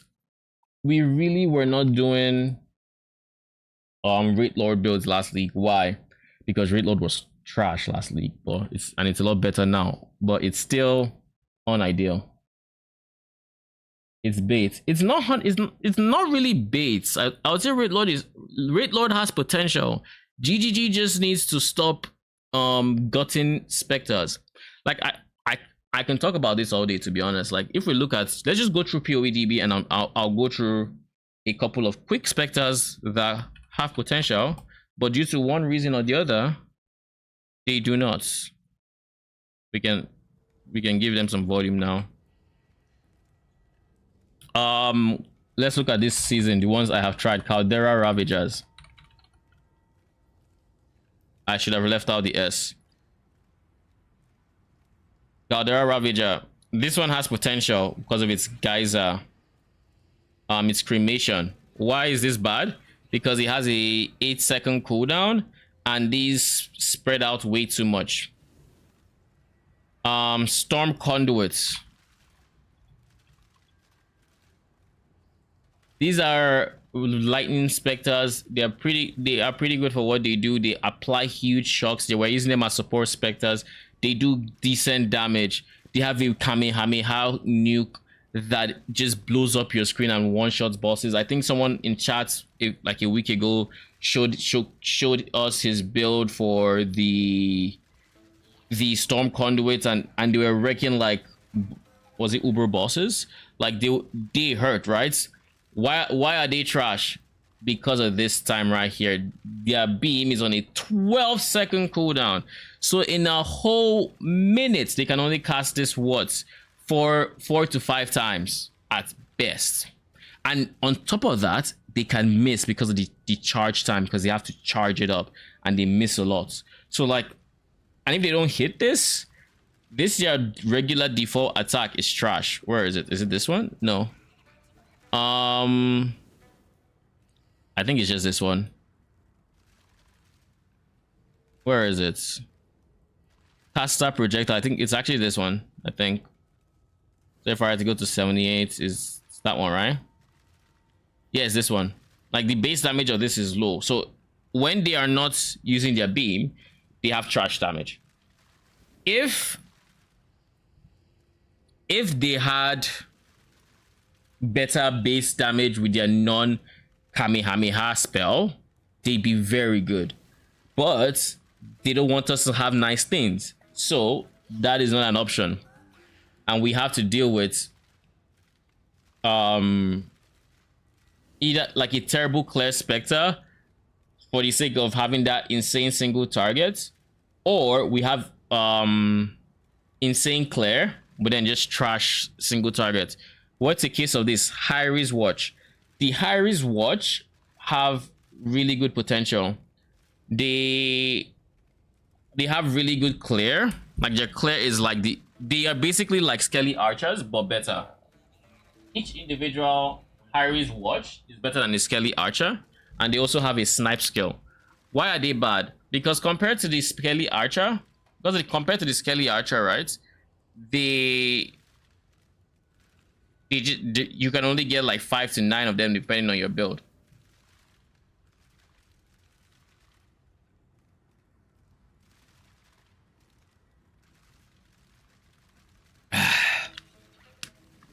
That was good. So yeah, you can only get 5 to 9 of them depending on your build. If you want to be troll, you can go 11, but then you gimp their damage that way. Well, you can get, let's say, 9. Do you want to compare 9 Hyris Watch to having over 50 Skellies? It's not even close. Like it's not gonna be close by the time all your multipliers kick in. Just the sheer number that they have, there are 5 of them, you know. Look at last league. We had the Hydra, the perfect Hydra. This was a league mechanic Spectre. You had to buy this corpse to have this Spectre. And what did they do to it? They said, you cannot auto attack, my guy. You have decent abilities. Cool. We're gonna give everything cooldown. So when you're done using all your abilities, you are literally just going to stand still and run around. Like, look at it. Like, this is the perfect Hydra. Like, it just had cooldowns everywhere, so you couldn't just rely on this for Like you could, but it had cooldowns. You could easily have moments where all of them are on cooldown and nobody's attacking, and you're on a pure Spectre build. So have fun. You know, it just feels like a big middle finger. Every Spectre that just has the potential to be great, GGG add an asterisk somewhere to make them dog shit. And I don't say dog shit because that's I guess too far for certain Spectres, because there are actually some really good ones like the Wretch Defilers. Wretch Defilers, their weak point is this. Is I'll show you the weak point of the Wretch Defilers and why they could and how they could have been way better. But you know, as usual, they had to have an asterisk to make them worse. So they have really good wave clear. They are honestly fantastic for wave clear. But once you look at, I think it's this one. Where is the projectile? It's this one. You see this line over here that says reverse point blank. This means even if the projectiles, I guess shotgun is the term for it. Even if you can hit enemies multiple times from the same cast, if you're close by to where all of them will hit, then it's just going to do 80% less damage, which is huge. It's insane. Then not only that, they also give their AI a kite mechanic to where it would always kite out, which when you think of the reverse point blank makes sense. But like, if they could have just made it so it didn't kite and it didn't have this, and we would have insane single target damage on the Wretch Defilers. Granted, like the Wretch Defilers will still scale to a degree, and with the amount of projectiles hitting, you can technically still play them like you would, let's say, non-Spectre minions, because if you assume each projectile is a different minion casting a spell that's hitting a monster, then this would equate to 8 times 9 number of minions, which is pretty decent, especially with the current base damage. But that's why that line is there, the reverse point blank. And the list goes on. There are quite a number of them. Krabbies are still good, but there's only a few left. And even Krabbies got a bit of a nerf. What nerf did the crabs get? I don't think I was playing if they were better than they currently are. I do know their current state. They are decent. They could be better, but the truth of the matter is they are melee specters, so clear is always going to be on the more limited side. Like any melee minion is going to be on the more limited side in terms of clear, simply because they have to walk up and hit, and then they have to rely on like well, if they don't have to rely on melee splash, then you know that's good. But if they do, then they are limited in clear, like I said. That's the beauty of range, because you can shoot an arrow and it goes a screen away, and depending on like your projectile behavior, chain, pierce, whatever, you could potentially get 2 screens away. Look at all the tornado shots specters. They're all trash, like bad health, bad damage, you name it, they have it.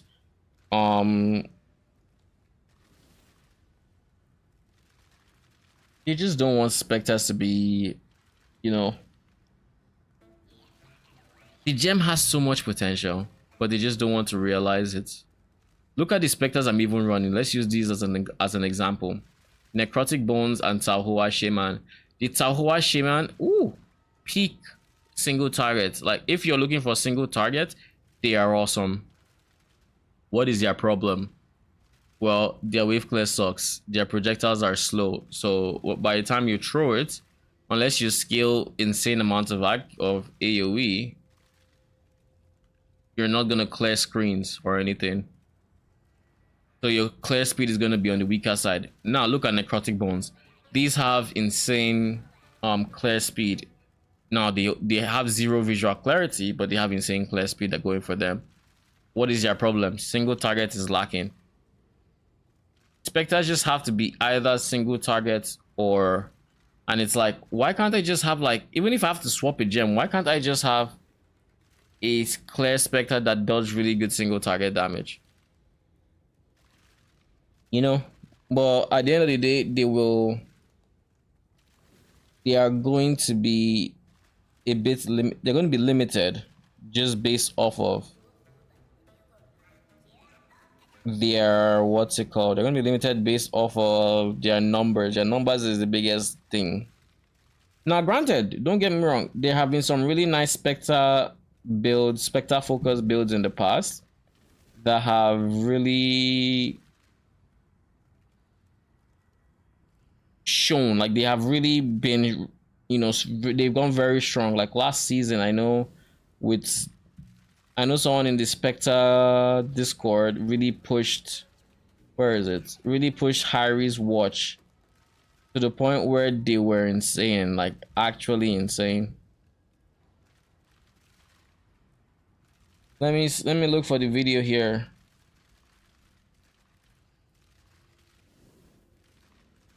Can I see it?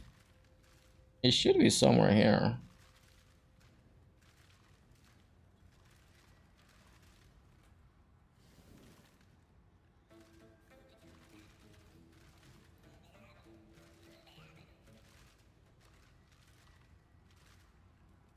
This is not the showcase. All right, we'll just open the YouTube directly. You know, I can't find where it is on the channel.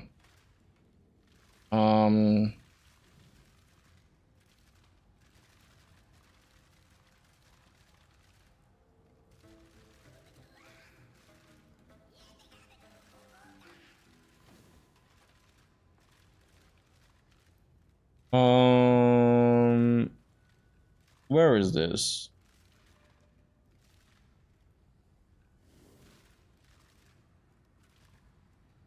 There we go. So like you can potentially get specters going to this level. Because keep in mind this is affliction, so like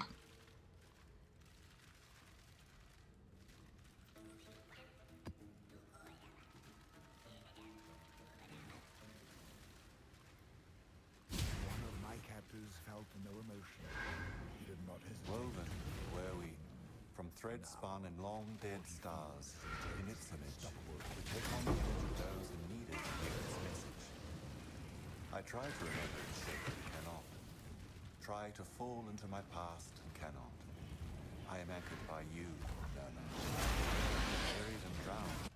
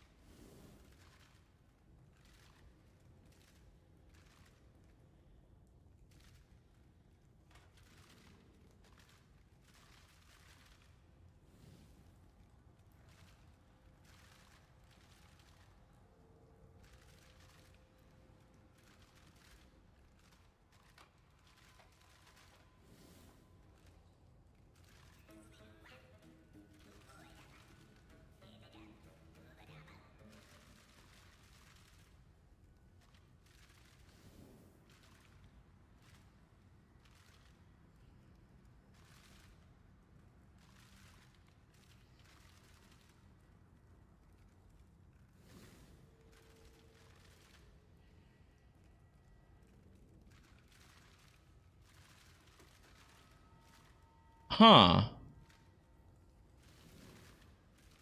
That's weird. My OBS was muted. I didn't even realize I muted it there. Maybe I misclicked or something. I don't know. In any case, they got nerfed like the same time as Syndicate Operatives a few years back. Oh, really? So I know Syndicate Operatives. How was their nerf? I've heard of their nerf. I just don't remember it right now. But yeah, I heard it went from being a god tier Spectre to being, you know, mid. And the same thing happened with the Baronite Preachers. The Baronite Preachers used to have 20-something% or is it 30-something% base crits without any added, you know, flat crit sources. This used to be a thing. Then of course, in typical GGG fashion, they nerfed the base crit chance down to 6% because why not? Can't have strong Spectres. But like, it's very, very, very unfortunate how, like, I guess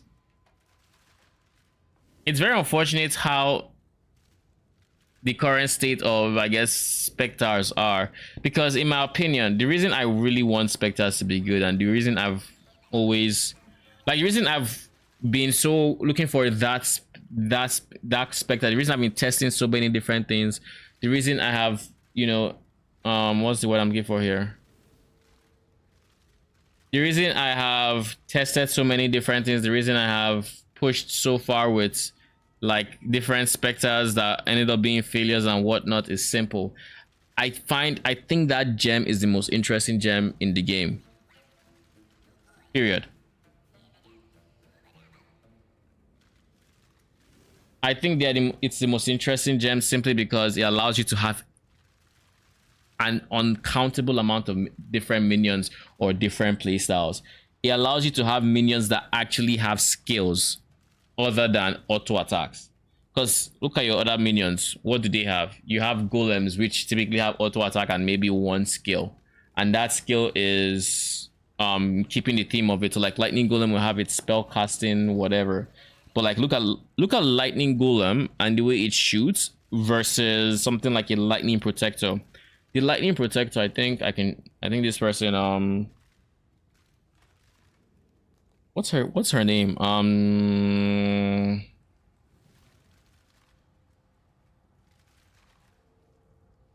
I forget the channel's name. Lightning protector PoE.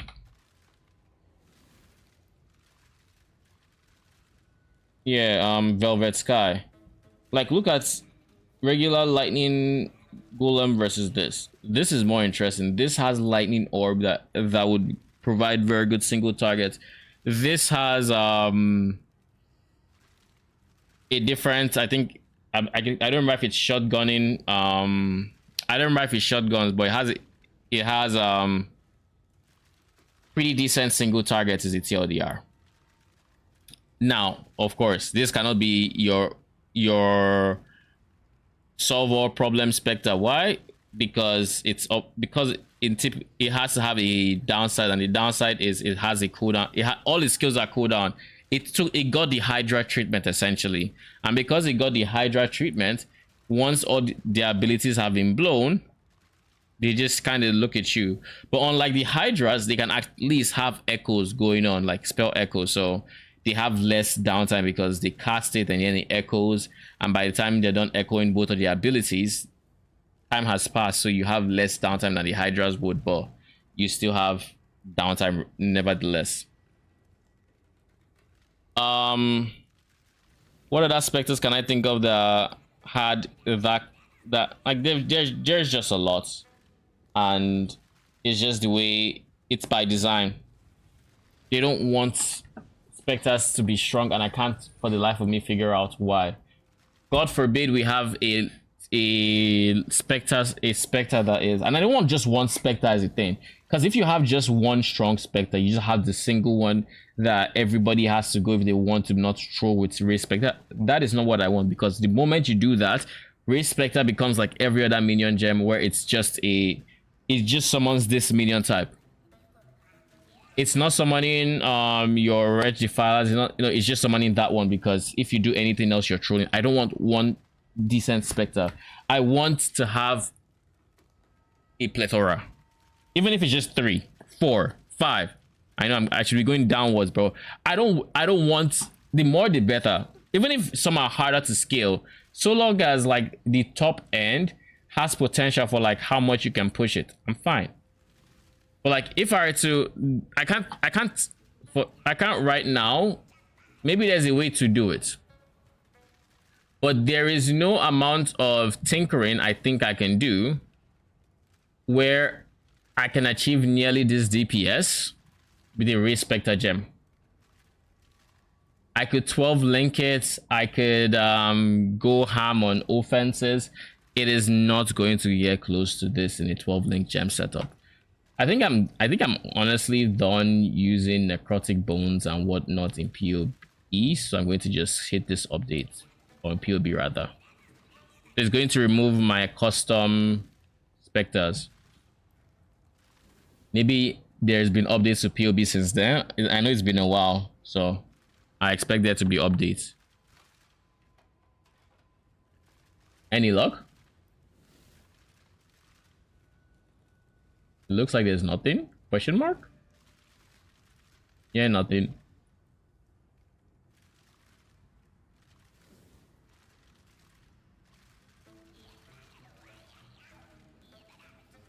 Yeah, it's been a while since the last PoB updates, I guess. Anyways, all this to say, I kind of want to play Spectres. But yeah, we started this whole rant session because I was thinking of what I would use in this slot in place of my skeleton archers if I decide the mana playstyle is just not for me. And the only thing I really want to put in there is Ray Spectre with Tyrese Watch. That's all. There's really nothing else I kind of want to do.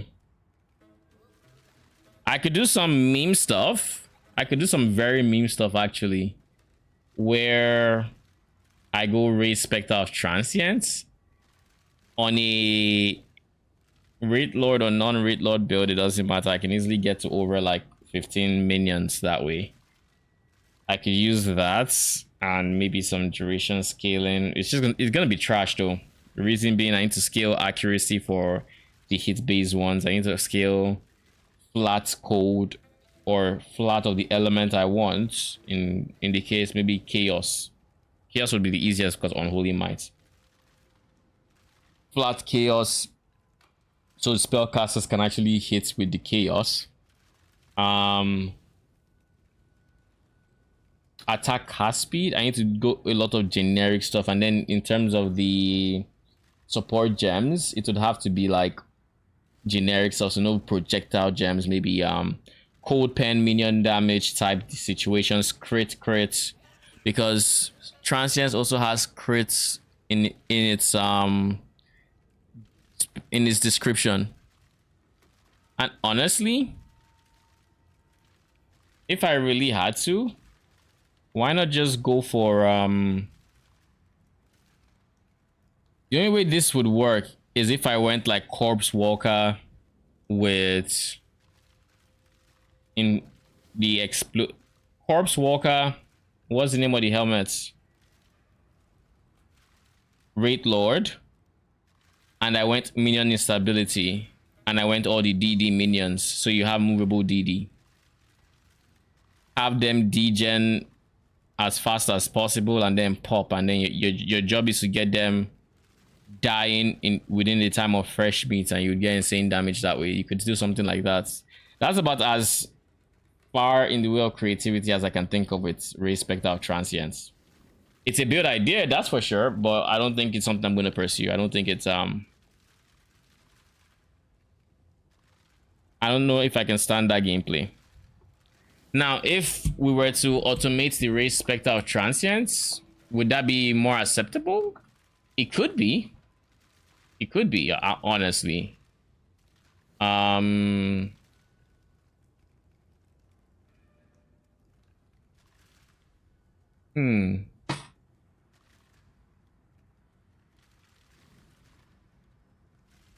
Exact same setup. I want to show you guys something. Ray Spectre.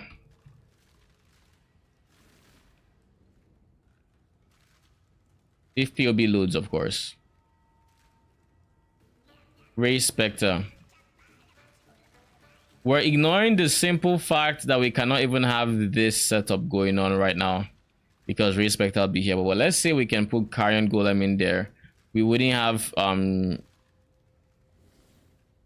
we would not have charges, but you know, we could get 5 specters with the chess piece.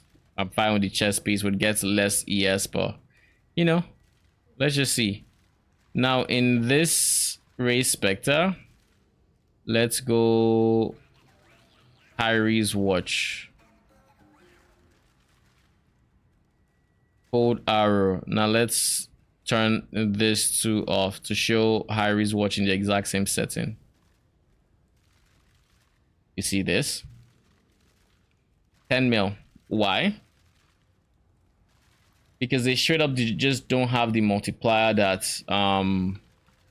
Kellys have in this number here. Numbers.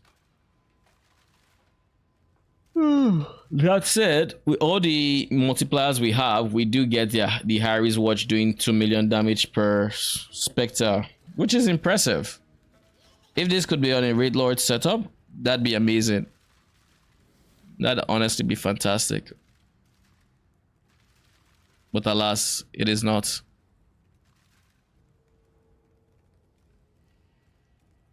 It is not. Did I just save? I didn't change anything else, right? That was it. I didn't do anything dumb. Ray Spectre is still here. There's no clarity anywhere. Alright. We didn't do anything dumb. We didn't mess up our POB. Anyways, I'm done ranting. Let's play some POE. We're gonna run a few maps. Just beat Katarina and the like. You know, typical stuff.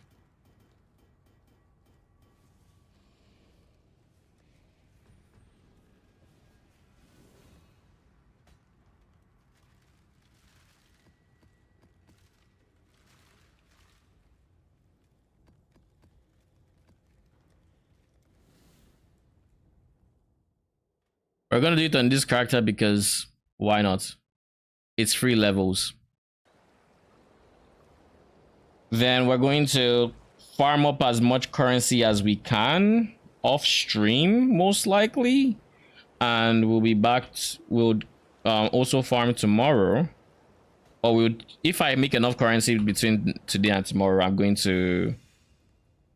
Well, there's a few things, right? Tomorrow, I actually wanted to try out V Rising for the first time because I actually have not played the game, and it's a game that's right up my alley in the way of like survival.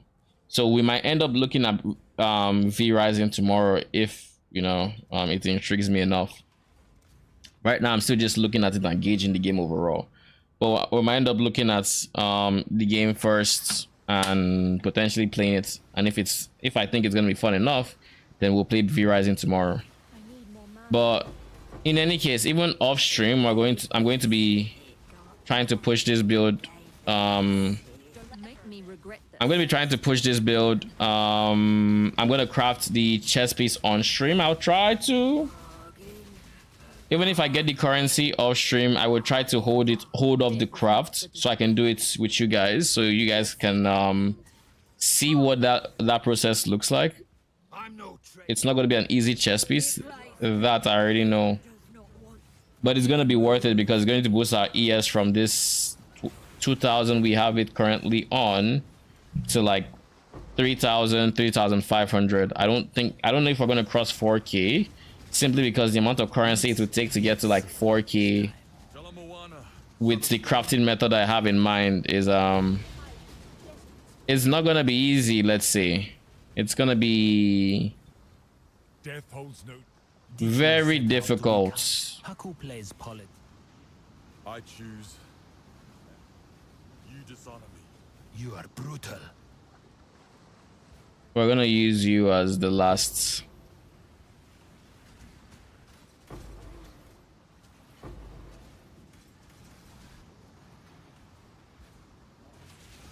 But yeah, that is gonna be the plan for tomorrow.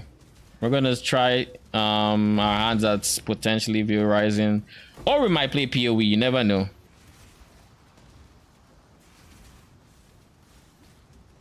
There is always the possibility I don't find the game interesting looking enough, and I just want to try pushing this character. I have not yet given up on Spectre, so there is every possibility we might still test a few this league. But with Diablo coming out, the time we would have to test it is running out. That said, I don't want to hold my hopes too high for Diablo keeping me for too long. I see it keeping me for maybe a week or two. I know they made a good amount of changes, and I intentionally stayed away from the PTR. Like, I tested it out because people wanted to know what my opinions were on the PTR changes, and if you're one of those people, I think minion wise they were was pretty decent. I like the new minions. I think they're going to be very strong next league. It almost feels like next league is going to be very easy, which of course I can't complain about, because I mean, if y'all are going to allow me to be strong, I'm going to be strong, especially after having to deal with 3, 4, like season 0, 1, 2 and 3 with being a below average strength build because I'm going minions. Like, if you're going to allow me to have a taste of the other side, by all means I'll take it, you know. And I am looking forward to at least seeing if the tempering mechanic feels even slightly rewarding, because if it does, then, you know, nice. And if it doesn't, then we're not gonna play for too long. But yeah, that is until, when is Diablo's release again? It's on the 15th or 14th or something like that, so it's like in a week, sometime next week most likely.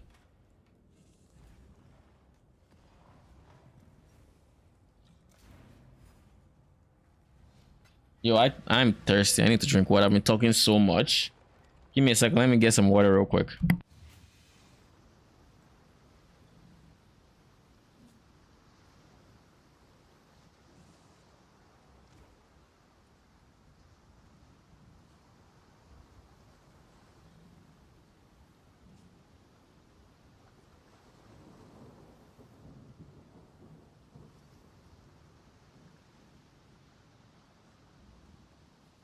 I'm back, and I just had a stupid thought. I'm gonna look up something real quick after this map. It's a very dumb thought. I guarantee you. It's gonna be very stupid. Woo! Spicy.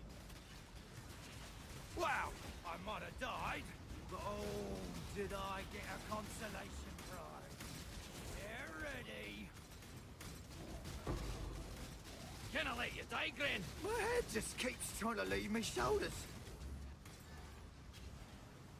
There's only one. Oh, no. Whoa. Oh, no, I am ready to do. Know where you're going? I believe you know it is. So, anyways, what was I saying? After this map, I was thinking of doing something, or it crossed my mind. I should say I was thinking of doing something. It crossed my mind that there is a minion I have not seen in this game at all, much less thought about building around. A particular, Let's be civil this time. I guess. You don't want to kill me. You want intelligence about this job, am I right? This doesn't make sense. I saw this. This is dumb. What? An organization that hides in the shadows than the revealing light of knowledge. When I imprisoned this dude, it said 40 per turn. Why has it gone now to 17? Can someone make it make sense to me? Because he was the leader. He was supposed to give me 40. But now it's 17? And this is not the first time I'm noticing this shit. It is not the first and it's probably not going to be the last. It's treating it like it's one of these guys. But this was the leader of intervention. And he was 3 stars. That's dumb. Cannot. It's inhumane. Whatever. Inhumane. Whatever.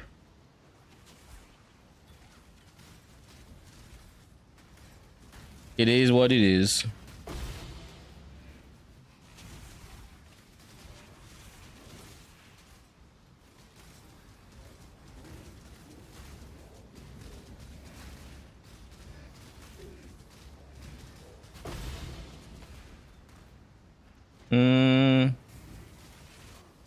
Now that's actually very annoying. Because I was already like, yeah, I don't need to imprison this Coral because 40 should be enough. You know, I shouldn't need to do anything. It's already said I'm gonna run intervention after this map, and I'm gonna get Katarina much sooner. But nope, that was not the case by any means. By any means, it was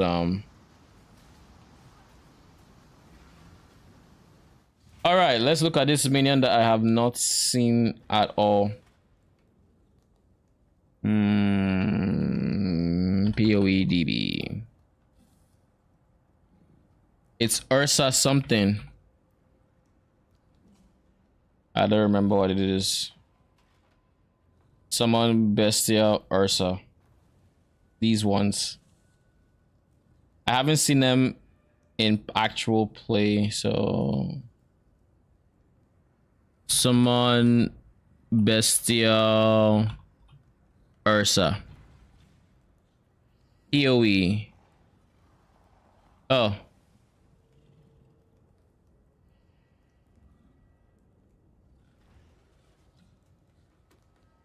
So yeah, that's the chess piece that gives those minion types.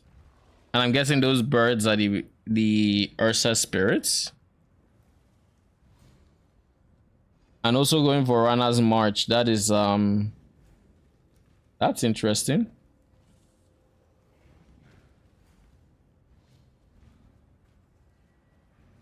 What league is this? What the fuck is this? Scourge? I have to assume it's Scourge or something. What does the league mechanic look like?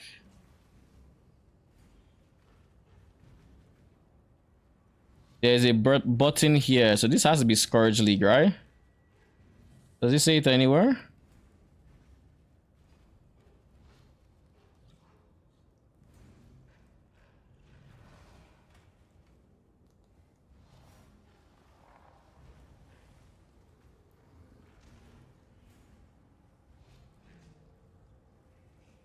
It's December 5, 2021. Yeah, that's what Scourge looked like, right? I obviously never played Scourge, but this is what I imagine it was, because I know you could split the map into like a Hellscape version or something, and I assume that's what this button does. So I'm assuming right now he's choosing not to engage with the league mechanic.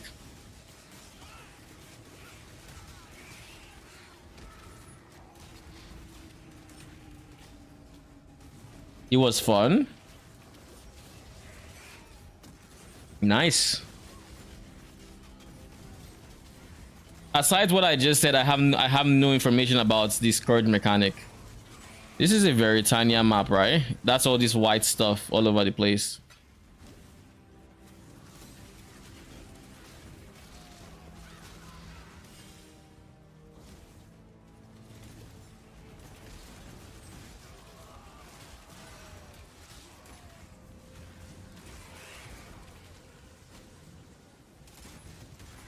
I honestly don't see what the Ursas are doing. I'll be honest.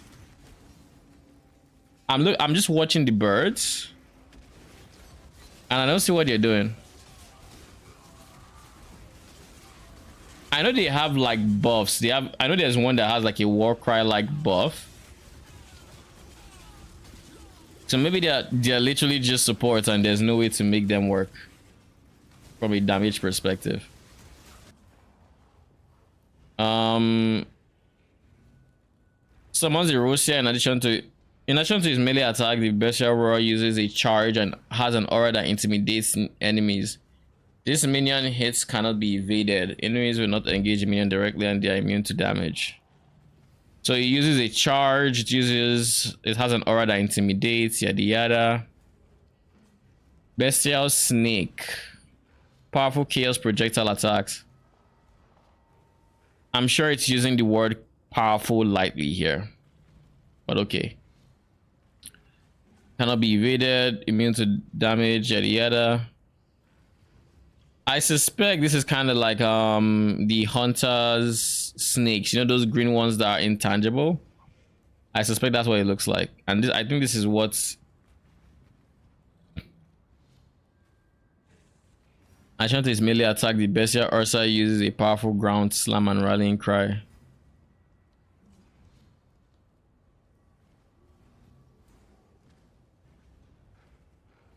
Fostering, which one is fostering?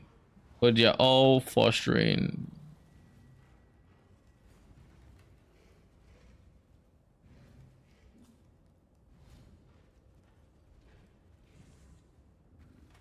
So he didn't show links or POB.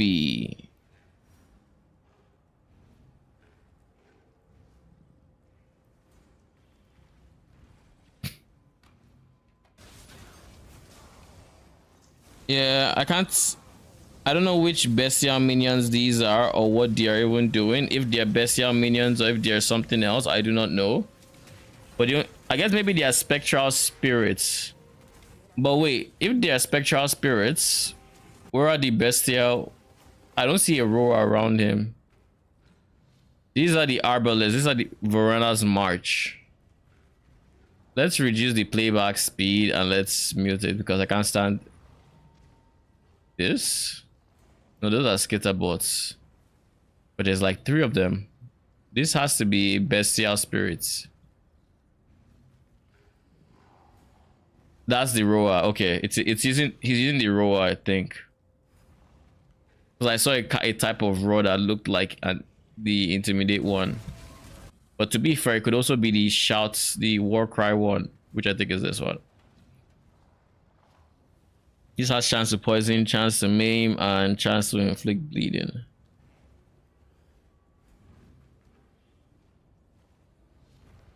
You know what I just thought about?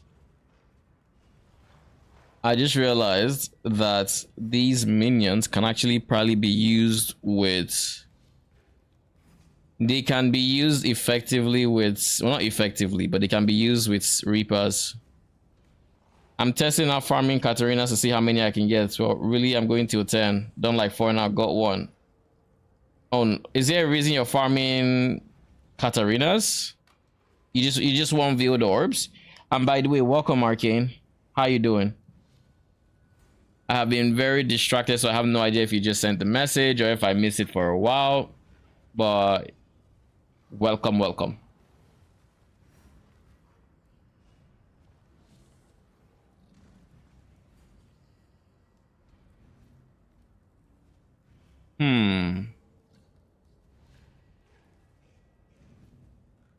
Is there any other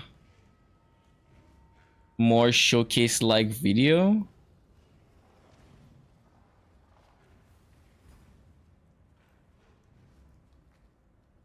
POE.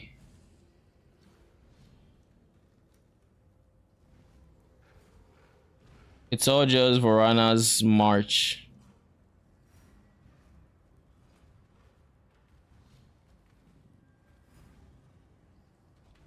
Hey guys, in this week what's unique about this unique video, I'm going to talk about Varana's March boots that have been added to the game in the Expedition League.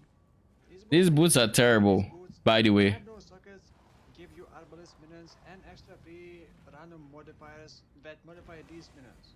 Arbalist minions are immortal and cannot die, but lack of sockets make it hard to build around these minions, so for that reason I think these boots can be great for non-minion builds. These arbalists can apply all sorts of debuffs on enemies, which can save you couple skills on your skill bar. So let's take a look at the mod pool and see what kind of builds would use these. There are 24 mods and Varana's March Boots picks 3 mods out of this pool. And most likely you would use these boots for builds that can benefit from all 3 modifiers rather than just 1 out of 3. Some mods modify Arbalist minions projectile or add another minion, but more interesting mods in my opinion are those that apply debuffs. Maim, Intimidate, Unnerve, Exposure, Crush, Bleed, Poison. There are a bunch of other modifiers in the game that can benefit from these. Exposure is simple. If you are playing elemental build, then most likely you want exposure. Normally you use Wave of Conviction or similar skill, but Let's increase the volume a bit. apply a minus 10% exposure, but it is auto. If you are a spellcaster, you can also search for boots with Unnerve, which makes enemies take increased spell damage, or Intimidate debuff, which is equivalent to Unnerve but for attack builds. If you are doing physical attack or spell build, you may also like these boots to have Crush debuff, which debuffs enemies with minus 15% additional physical damage reduction. You got some modifiers against bleeding or poisoned enemies? These boots can also provide that. Before I talk about some examples, did you know that according to very real statistics, 20% of you watching this video really love clicking buttons. So click all the buttons on YouTube and hopefully one of them is going to be a subscribe button. On to build examples. Wow. I'm currently playing Blade Trap build with dual Vulcanus daggers. These daggers can give a lot more damage if you can enable certain modifiers. I have Avatar of Fire, so I can only do fire damage. But if enemies are bleeding, then Vulcanus also gives me up to 100% increased fire damage. And sure, you could use Reaper minion, but it would be pretty squishy on non-minion build, and you would want to invest more support gems to make it a bit tankier, unless you don't mind resummoning Reaper mid-fight. Your skill does With look kind of Varana's cool. March Boots, I can have 2 Arbalists that apply bleed and boost damage because of Vulcanus daggers, apply fire exposure, and apply Intimidate, which makes enemies take increased attack damage. While Oh these look, mortal minions are wasn't not that the fastest, but I lab only need enchants these modifiers on the when there are boots? strong enough enemies. Also, I'm not sure what kind of accuracy Moment- these minions have, so moment it is of still silence for rather lab questionable enchants. if it is worth using them. However, it gives Should we try a meme build using Vorana's March? I'm going to just spend some time thinking about it. Vorana's March, there's no way I can support it with anything other than its affixes. No, they never work with Wraith Lord. They are a minion type. I just want to see how long it takes on my new build. Which build are we talking about? Is that the Archmage or the Winter Orb one? If you want a kind of if you want a yardstick, my current Spectre build, the poison one, could do about 2 Katarinas in an hour. So it would have taken me 5 hours to do 10. Yeah, but yeah, just switch to an Archmage setup, getting her every 3 to 4 maps. You're getting her every 3 to 4 maps? I know you're getting the How are you doing so many? What's your strategy like in terms of dealing with the syndicates? I find that I end up having to remove people a lot. Not remove, release rather. Also, are you doing tier 16 maps? I know if I did tier 12 or 13, the first red map, I could do more in an hour. But I'm also fitting in Essence, which slows me down. I know I can do up to 3. I know I've done 3 previously in an hour.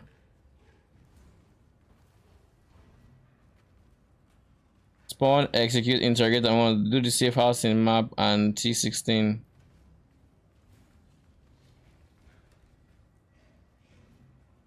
Do you think your, I guess what's the word I'm looking for here? Do you think your I guess, interrogate, bargain, whatever the other options. Do you think you have a special strategy for? Because like my strategy, and I think mine works decently well, is if I can get you to 2 stars or above, I will do that. If you're already on 2 stars, I'm going to interrogate you, and I'm not interrogating 1 star because it feels like there's no point. So in reality, I should probably start interrogating 1 star just because it's better than having nobody being interrogated. I have an old 40% zombie lab helmet. Yo, every time I see like an enchant, I just remember the old lab. I hated it, don't get me wrong. There was no sort of like even slight funness for running them like back then. But now that I look at it, it's just, oh yeah, that was a thing, wasn't it? Like it feels like forever. Meanwhile, it's just been 2 leagues at this point.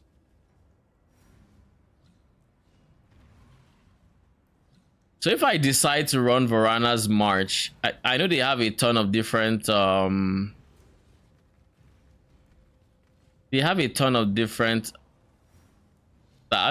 or I guess modifiers, but I don't think there's anything that's really interesting. And the fact that there are no gems means, well, it's kind of meh.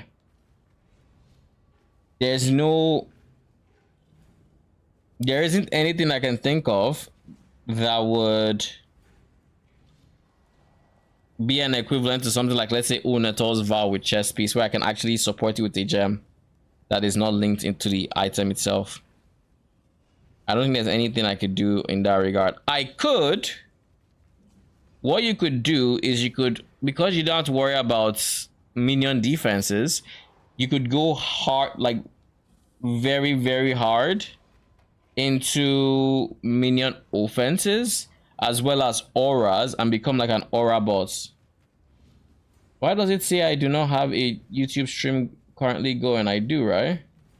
Yes, more. Yeah, it's still on. This thing is bugging, isn't it? Yeah, degraded. Oh god, so I can't rely on that chat. I hate when that happens. No, I can't really look at YouTube chat on OBS alongside Twitch, so I kind of have to do a split screen on my second monitor. Oh, it finally connected again. Okay, let's hope it doesn't miss any messages. Well, I do have my YouTube chat in the background just in case, so I don't miss anything. So what was I saying? You could go like an aura bot setup, but why would you ever do something like that versus just running literally anything else? Like I feel like you'd find more success with like Race Spectre of Transience than you would with this one.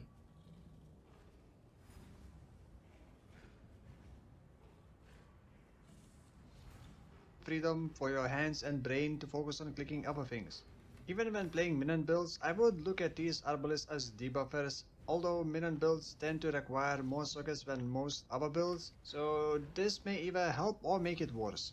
Probably make it worse. Guardian with Radiant Crusade node. While there are at least 5 nearby allies, Guardian and his allies have Onslaught. And while there is at least 1 nearby ally, Guardian and allies deal 10% more damage. There have been builds where I wished I could add more minions to Guardian build to enable this mod. These arbalists are immortal and can remain nearby Guardian pretty well. Another quick idea is Bloodless Support Gem, which prevents you from inflicting bleed with a supported skill, but gives you more melee physical damage against bleeding enemies. You could use Varana's March Boots with bleeding arbalist and not worry about causing bleed with other skills. I haven't done experiments with minion builds and these boots yet, so I'm not sure if they could be viable minions for clear speed or for bossing, but there are some interesting mods for that. Extra arbalist minion, each of them shooting 2 to 4 additional projectiles, or making their projectiles split, fork or chain, or split then chain then fork, which could hit many enemies. Talking about immortal minions, you could also why would you want this though? A two-handed weapon and get 3 immortal raging spirits, which could be supported by the gems inside that two-handed weapon. Then you could just run around with the immortal minions doing pretty much nothing, just maximum laziness. You may also remember a unique helmet, more of mischief, that can make minions explode. However, immortal minions cannot be made to explode. I have tested to confirm this. I'm sure there are a bunch of other uses, and I would love to hear your ideas. Post your ideas in the comments right after clicking the like button. Nah, I was thinking of potentially using that, but nah, there's no universe. Especially, I guess if you go for a crafted base with that essence modifier, you could potentially make like a 10 link setup, but like it's still gonna be trash. That's even worse than the specters I have been saying are kind of meh. Hard to say. I'm just doing it on autopilot. Okay. I mean, it makes sense. I have essences slowing me down, so they're definitely not helping. And lately, I've just been with my betrayals. I've actually been very autopilot to mine. Like I've honestly just I can spend like a few seconds, and more seconds than I should, because I'm making a decision where I shouldn't be, or I'm maybe watching something on the side or whatever else. Because these short videos need a bit more help with YouTube's algorithm. Okay. So I looked at these items and I was not impressed by any means. Follow me, not impressed.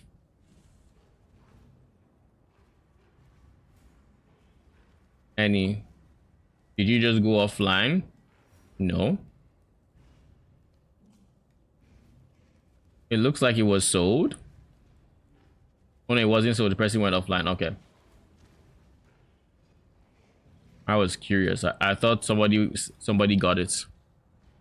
I'm looking at that base for this build potentially, but I might end up fracturing my own too.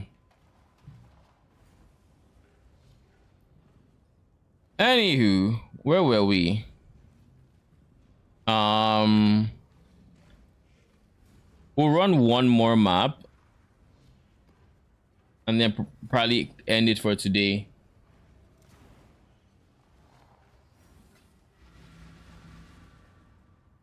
So what are the next upgrades for this build if I really had to, for damage reasons?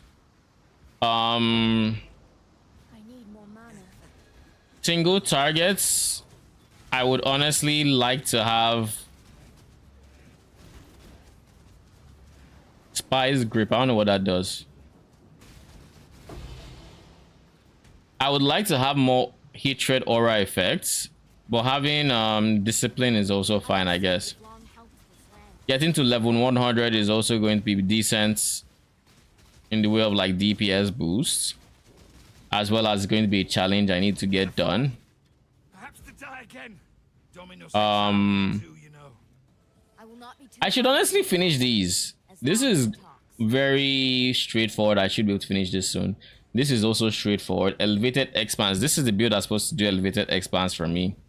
Pivot Figments. I just need to be what? Serious and feared. This build, can it beat Serious? Yes, it can. If I can fit it. If it can fit a... My ancestors spent centuries in shackles. If I can fit a Convocation into this build, then it's possible.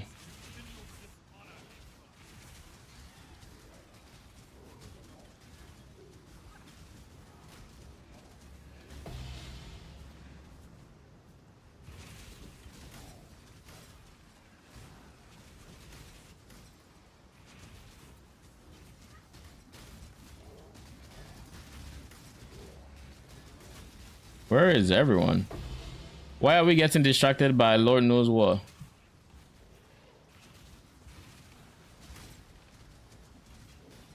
Ooh, beautiful. Horror and Delirium.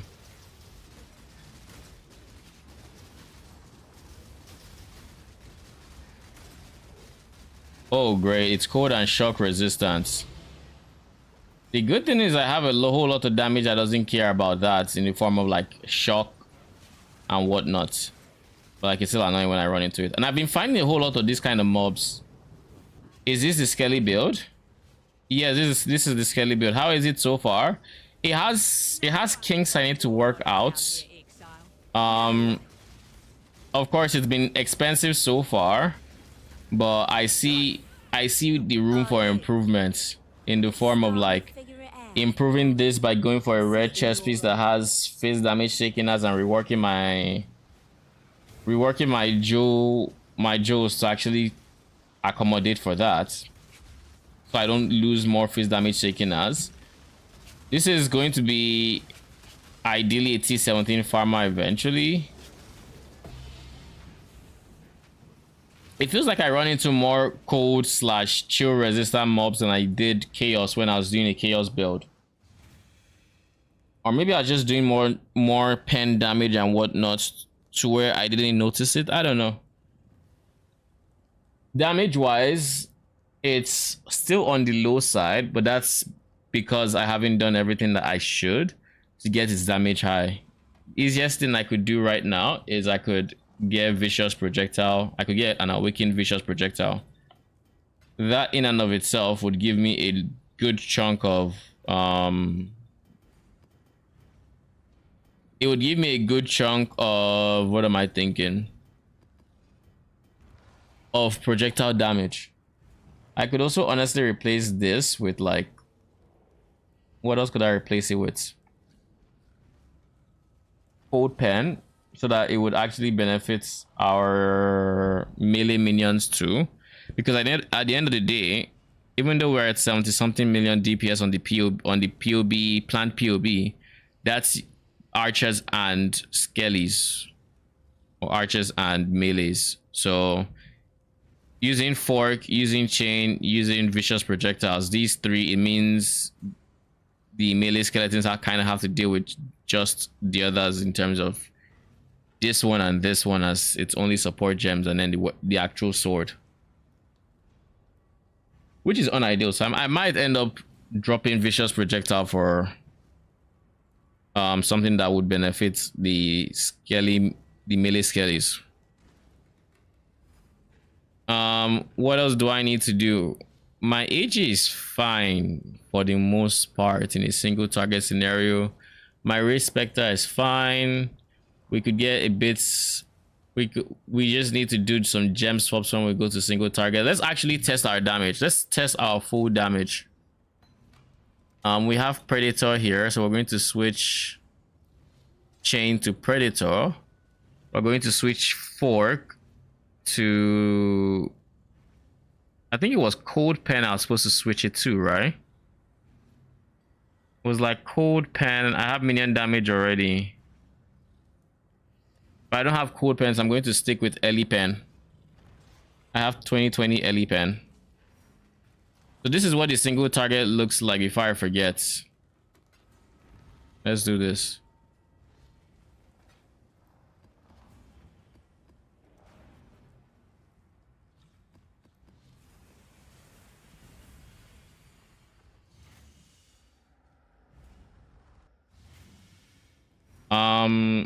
Let's buy something. Let's buy our actual, what's it called?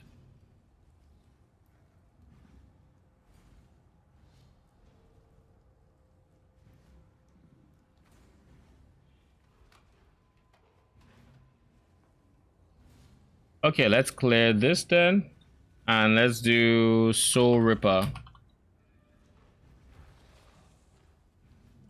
I want to buy a Soul Ripper.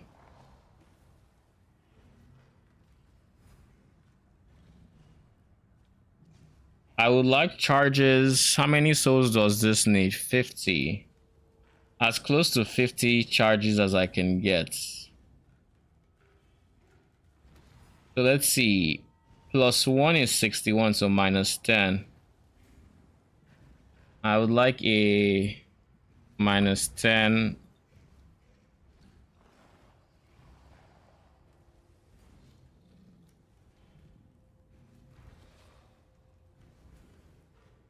I guess -15 to -5 is fine.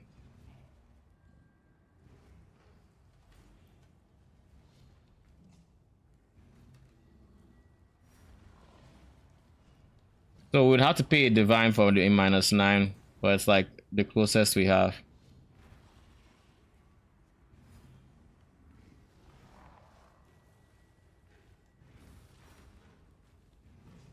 Is this person even gonna sell? There's currently no -10 on the markets.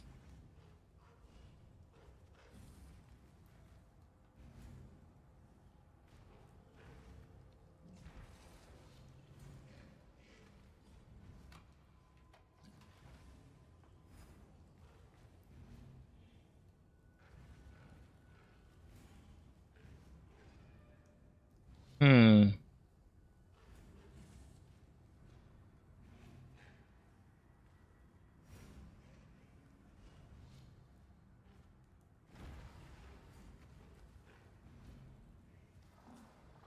What is the best one I can get for this price? I guess 57 is the best.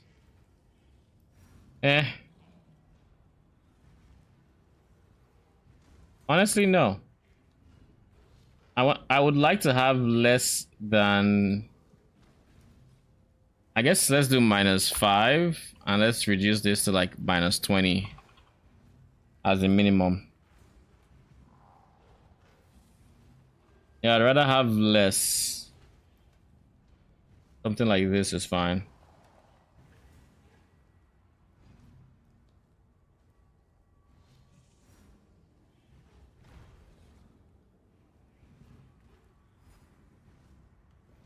Bruh, is nobody really selling this? Whatever. We're just gonna do it.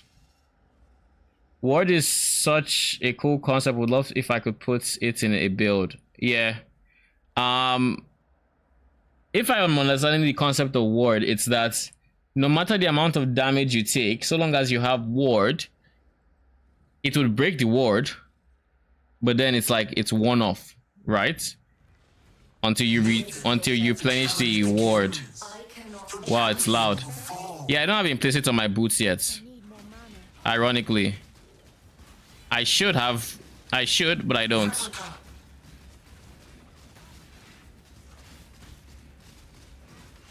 But this is what it...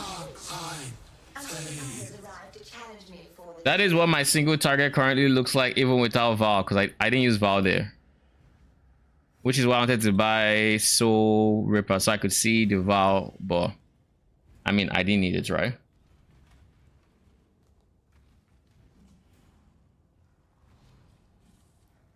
Anyways,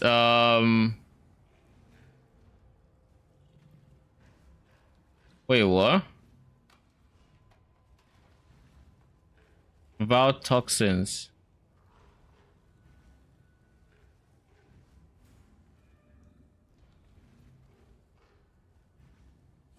Huh.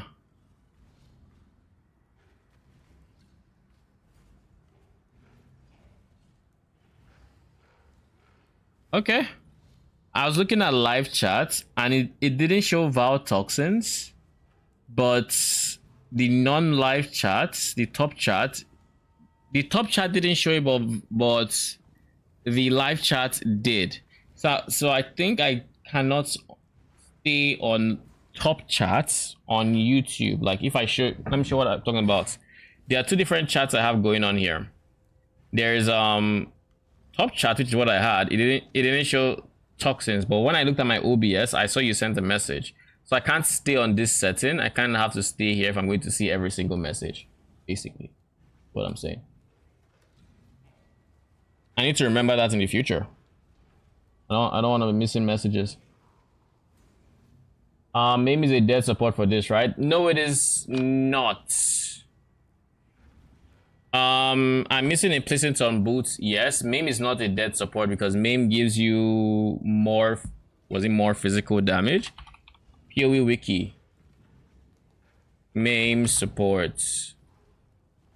MAME support gives you, yeah, more physical damage, and Skelly archers do physical damage, so they benefit from this. It's not dead. Plus, it gives you more defenses in the form of MAME. Enemies are going to be chilled and MAME, so they're really going to be moving slower. so they're not gonna get to you easy.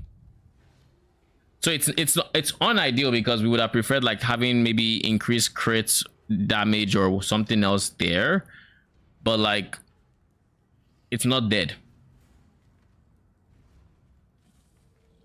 Because even though we convert to cold damage, more physical damage modifiers would still apply in the conversion to where we still get the damage we need. For example, vicious projectiles would in theory be bad if we didn't need more physical projectile AD, but it actually works. So like that's an example where we can still scale physical because they do base physical and we just convert that physical to cold. If they dealt base cold, then it would be useless except for the main parts. Now if they did spells too, it would be very dead.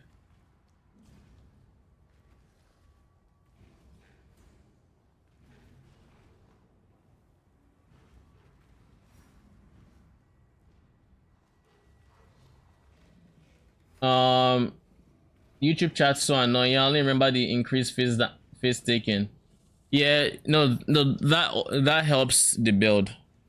That actually does, ironically. It may not seem like it, but it does.